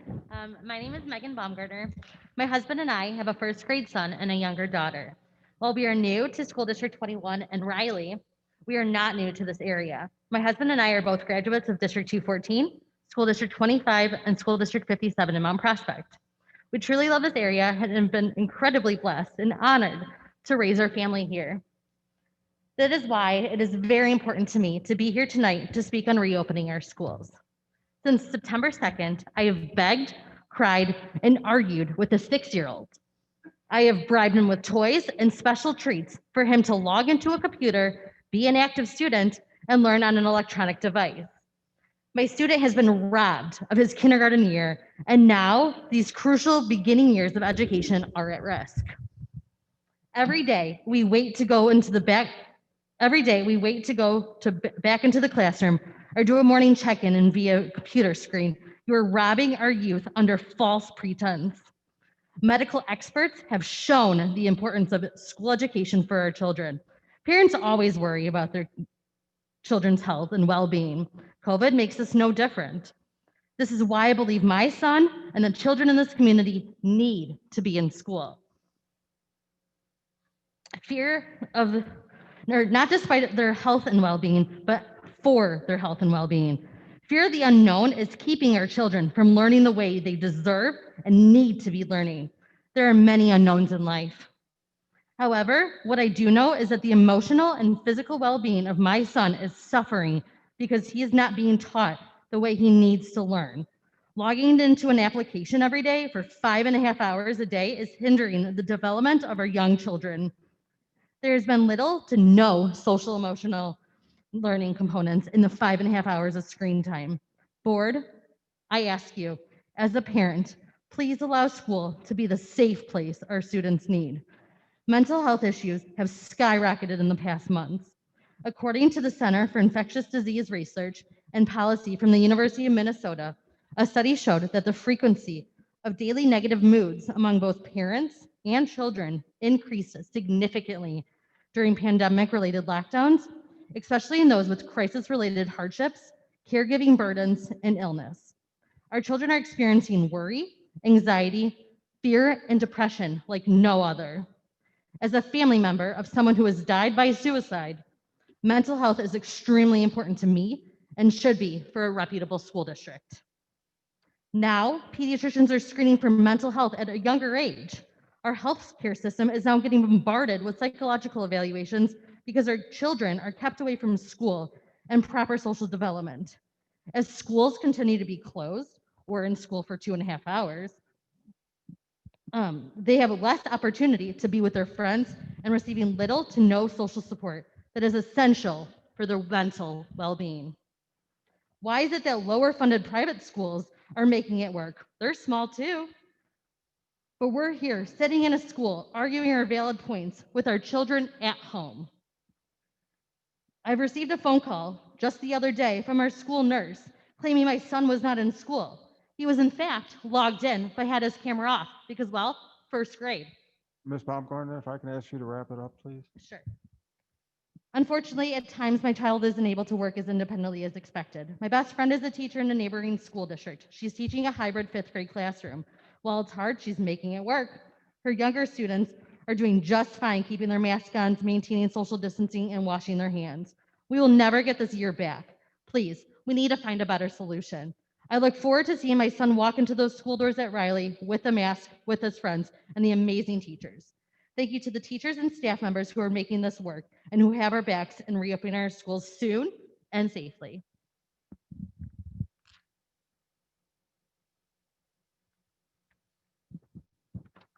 Thank you, Ms. Baumgartner. Appreciate your comments. Thank you. Do we have anyone else? Letitia? No? Yes, sir.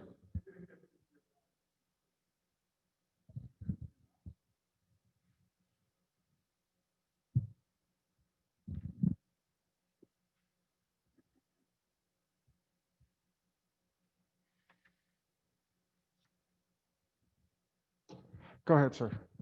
So I didn't know the exact format of this, but then you mentioned that it's more like comments rather than questions. So it's going to Correct. be a comment that I'm going to make about my general expectation about school for my kids. They're in 1st grade and in 5th grade, and they do need a lot of attention. Like the last speaker mentioned, it's hard with a 1st grader. So my push was, for kids to go back to school. I understand, what you were explaining, that it's challenging, that it's difficult for them for you guys to design something that is workable for everyone. But I feel that, when people like me move to this area, our expectation is that kids go full day. I know the extenuating circumstances that, it's difficult for everyone to plan.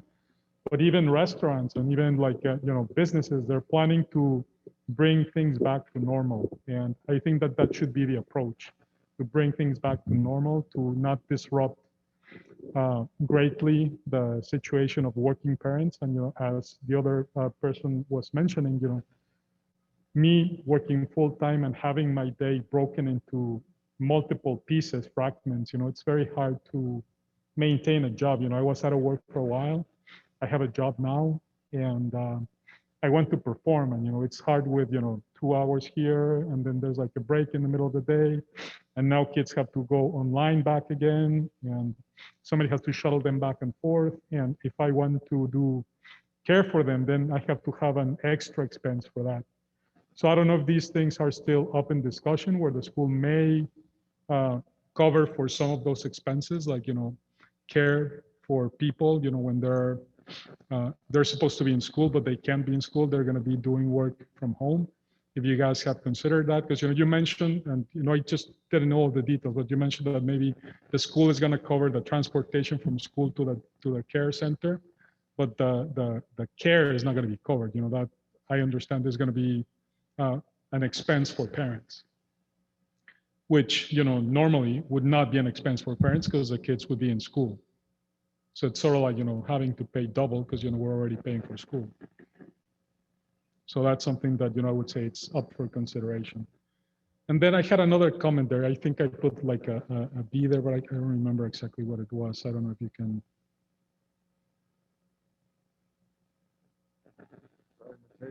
Fragmentation of workday. And there's a B there at the, below that. Which teachers, classroom? Yeah, exactly. So now I remember. So my question is, so the day is going to be divided into 2 parts, right? So there's going to be like for AM kids, for example, they're going to be in school in the morning with their normal school teacher learning math. And then they go back to the house to learn online. who's going to be teaching that online lesson? Is that going to be the classroom teacher, a teacher from the school, a teacher from the district, or an outside teacher? That's my question.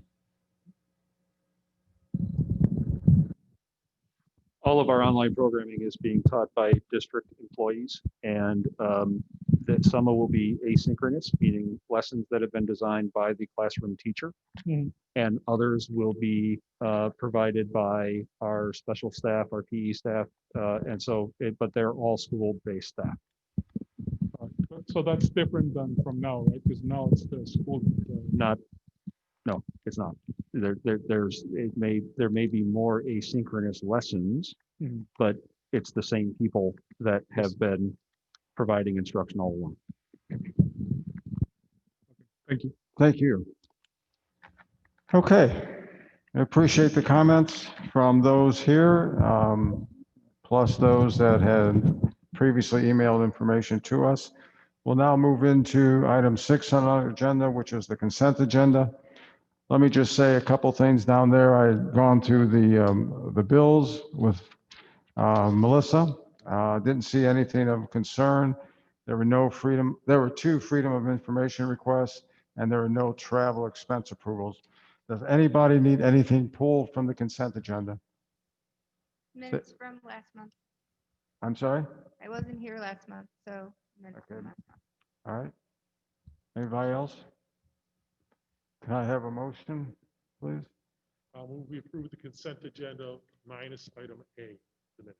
Second. Thank you. Yeah. Myself, yes. Phil, Aye. Arlen, Aye. Stacy Getz, Yes. Bill, Aye. Jessica, Yes. Stacy Allen. Yes. A motion on the minutes? I'll move we approve Thank item you. A of the consent agenda. Second. Phil, Aye. Arlen, Aye. Stacy Getz, Yes. Bill, Aye. Jessica, Yes. Stacy, Abstain. and myself, yes. Okay. We now move into item 7 on our agenda, new business, which is the approval of consideration of the revised return to in-person schooling plan. As we prepare, and I'll start on one side and we go around, I just want to make clear that our prior resolution that we had passed had given our superintendent the sole authority to move the district between remote and in-school or any type of hybrid. In our discussion leading up to our current decision, I thought it was important that he not make this in a vacuum. Not that he wouldn't make it without consulting, that's not what I mean. I think it was vitally important for the 7 of us to weigh in and on the recommendation as well. We didn't hire a superintendent to have him out on a branch somewhere. This is a group of 8, and I thought it was important for the community to know that we were an active part of making this final determination. So with that, I would ask for Jessica, let me start with you, and we'll come around the horn this way. I'll save my comments till the end, but any comments you would like to make at this point? All right. Thank you, Phil. I appreciate the opportunity to have a minute here. I also really want to thank Dr. Connolly for everything that he put into this plan, and frankly, all the time he spent answering all of our questions over the last several days. And for those of you listening in, we had a lot of questions, and I'm grateful that we received such thorough answers so promptly. This year it's just tested us so much as families, as a community, and as a district, and it's just been so much to deal with. This plan and this decision tonight is weighing so heavily on me, as I'm sure it is on all of us. And I'm really trying to decide what I think is best for our community. I'm taking into consideration the physical well-being of our staff and our students, their academic well-being, their mental and emotional health, And I'm listening to the families who desperately want their kids back full-time. And I think we all agree without hesitation that without this virus, that's absolutely where kids need to be. But I'm also hearing parents and families who are terrified to go anywhere outside of their homes because their conditions or their considerations absolutely cannot permit them to contract this virus without devastating consequences. And because we still know relatively so little about this virus and its long-term effects on kids, I really struggled with this decision tonight. And so my decision to support moving to phase 3 of the hybrid plan is based almost entirely on the metrics that we're looking at, localized to our geographic area, and knowing in my heart and in my head that Dr. Connolly and his team will be constantly monitoring everything that's going on in that geographic region.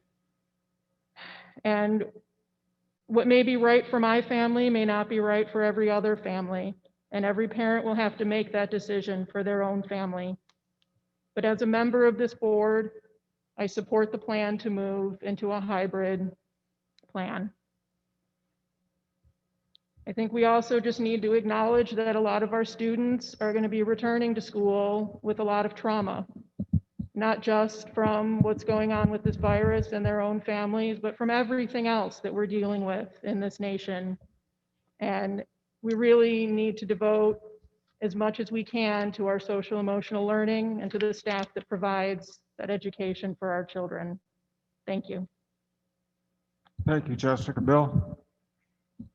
I'll start off by echoing much of what Jessica said about the difficulty of the decision, and thanks to Dr. Connolly and the staff, and to the parents and the rest of the board members who have all contributed their comments, questions, and concerns.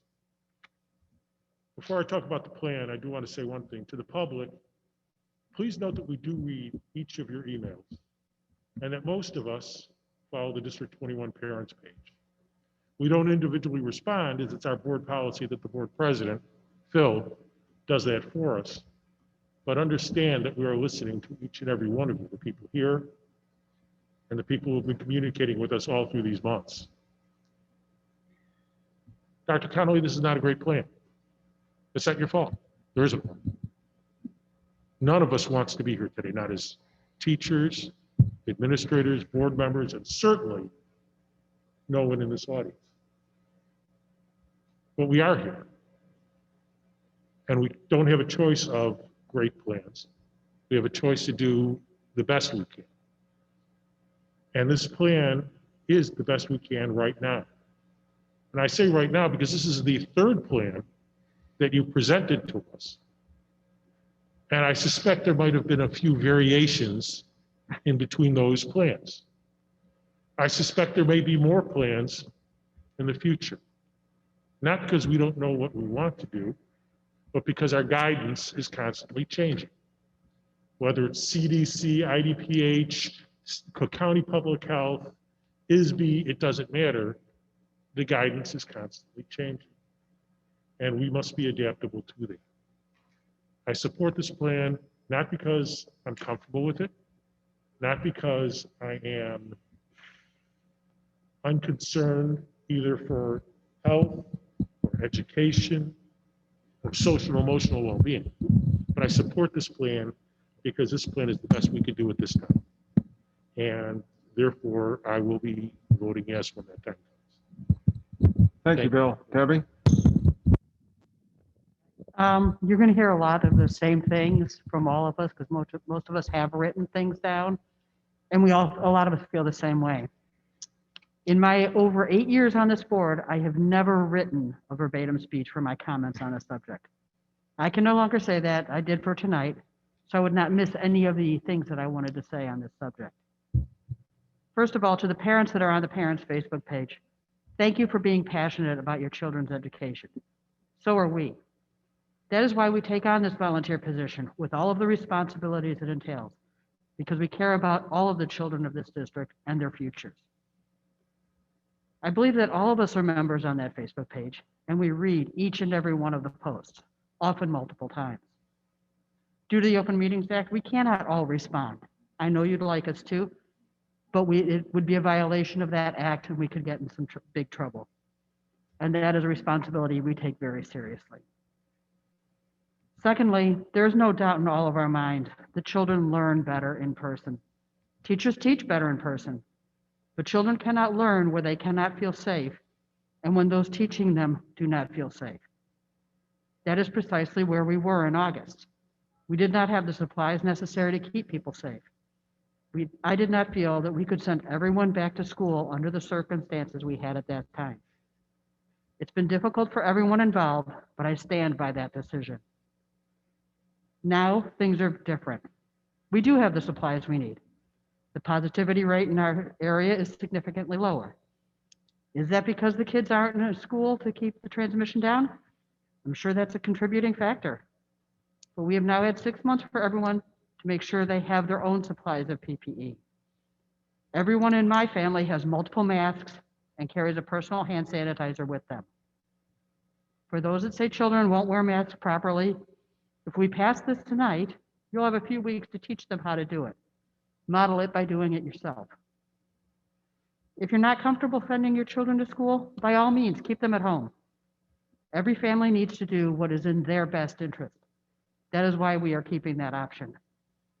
If your child works well at home, then please do not be intimidated by others and feel that you need to send them to school. Personally, for my family, I'd love to keep my 15-year-old at home. Never thought I'd say that. But she needs to be in class. Wheeling High School is very different from anything in District 21, but she's not doing well at home. They're doing a great job, but it just isn't what she needs. As soon as she can go back to in-person, she will. Masks and sanitizer at the ready. All of this being said, with the trust that I have in Dr. Connolly and his staff, I will be voting to approve this plan to return to in-person hybrid classes for those that wish. Thank you, Debbie. Arlen? Good evening, everybody. I've got 6 grandchildren, 5 of whom are going to school in 3 different school districts. 2 of them come to our house 2 days a week in what we call Baba School. My wife supervising a kindergartner and a 3rd grader. I'm living through what everybody else is living through on a daily basis. I fully understand it. On the social emotional side, I'm involved in a mental health task force. Almost lost a family member to mental health. I understand it well and wrestled with this decision the last time because I couldn't decide which was more dangerous to the kids then, the mental health issues of being out of school or the risk of COVID. But I went along with the decision of the school board. The metrics and the analysis that staff has done for us, I really appreciate.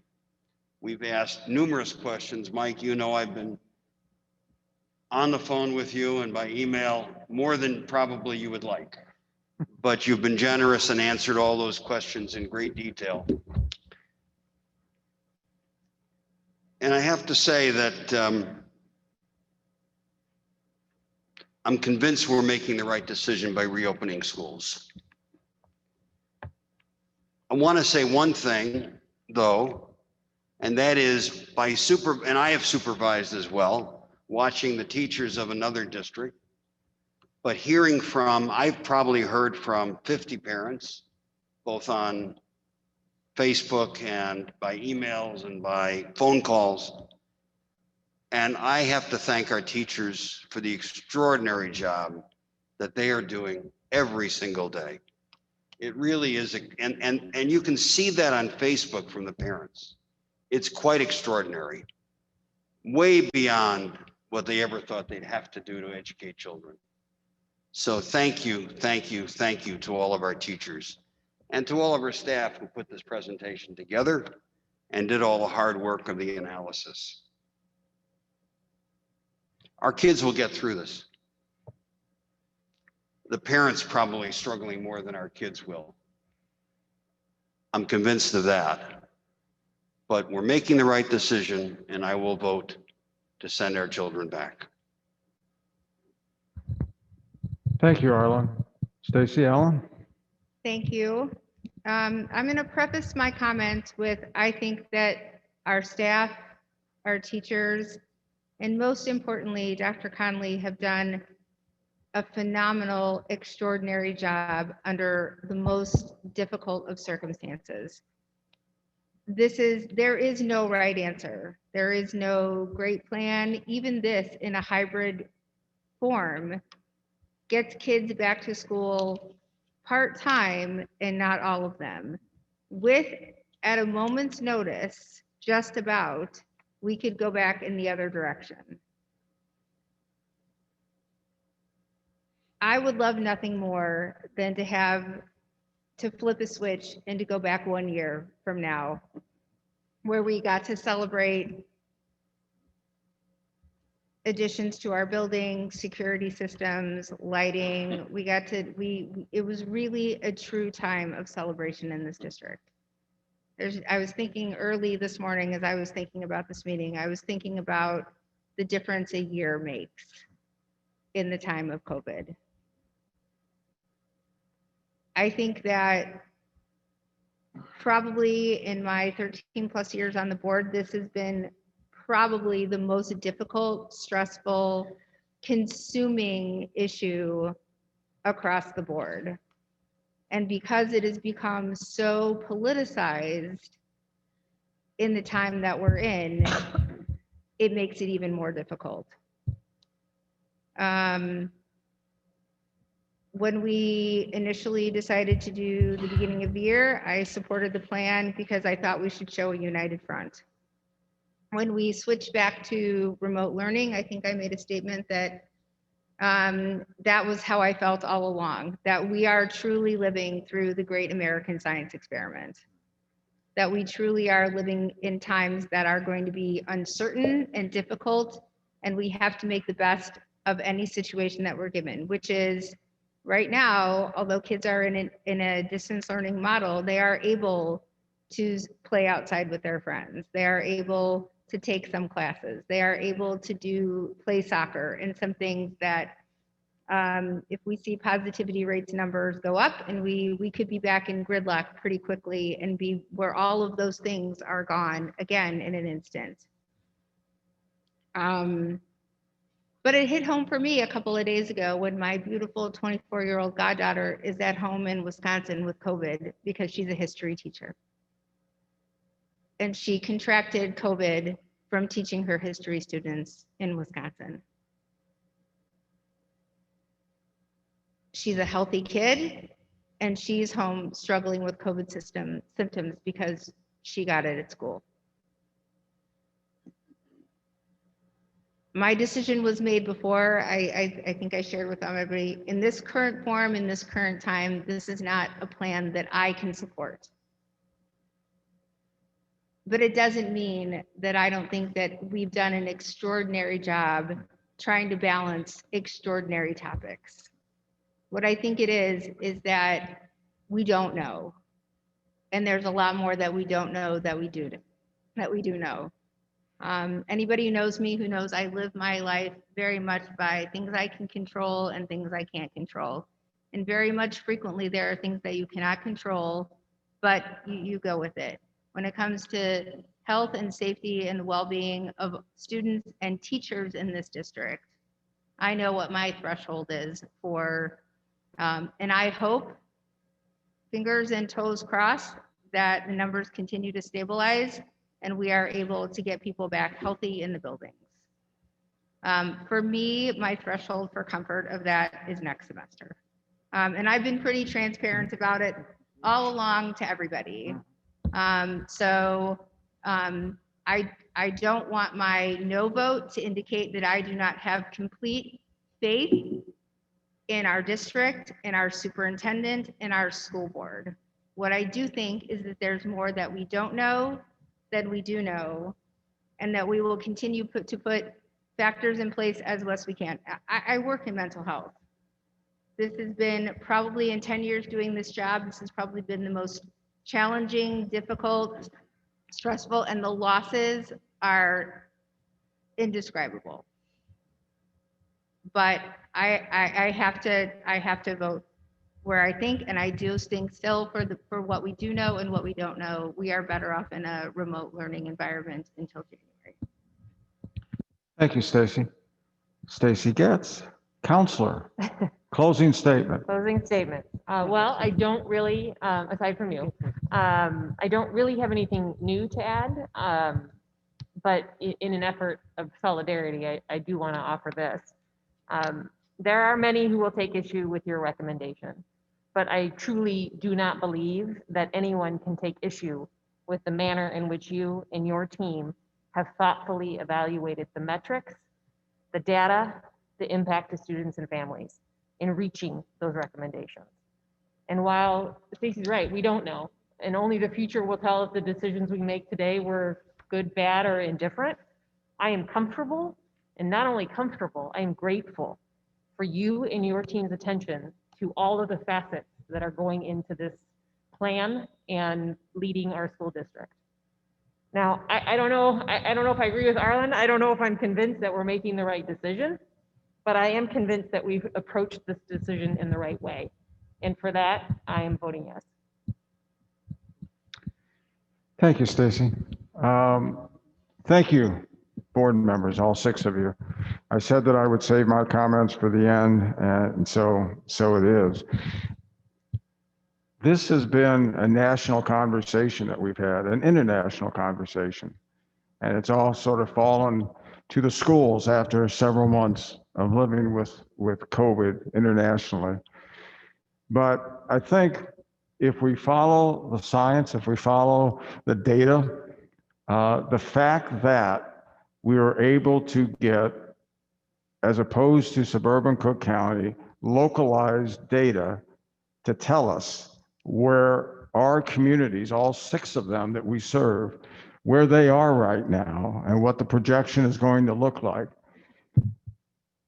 I'm not sure if comfortable is the right word, but I feel that the data is showing us a path that makes sense.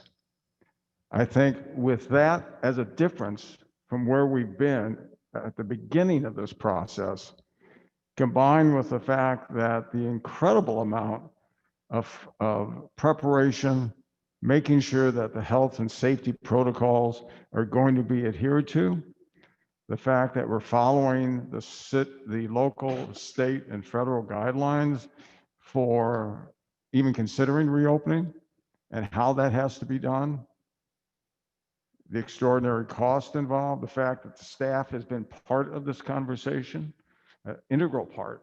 Greg, thank you, and your team for working with Dr. Connolly and the administrative team to come to this agreement, this recommendation to the full board. The fact that it's not an either or situation, folks. We are offering what we believe is a choice. We're offering the option for those families that where it makes sense to stay remote, and also the option for those that want to get back into the school buildings. Even though it would be our preference to have every single child back in our buildings, because that's why we're all here, right?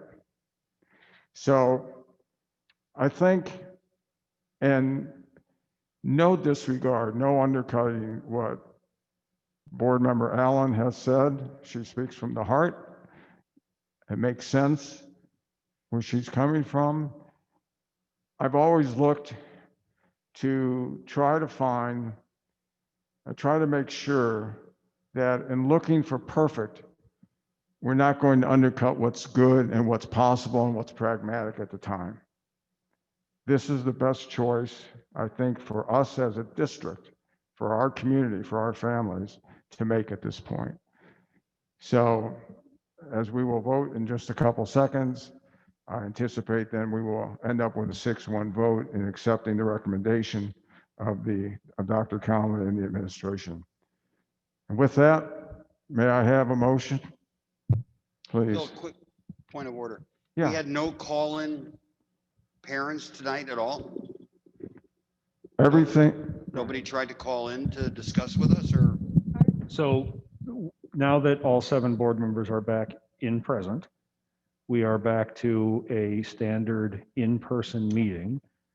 The meeting was live streamed on YouTube, but it was not set up to take comment from those who were not physically present. We did, as Bill mentioned, have 5 emailed public comments. And so, that's how the evening was set up.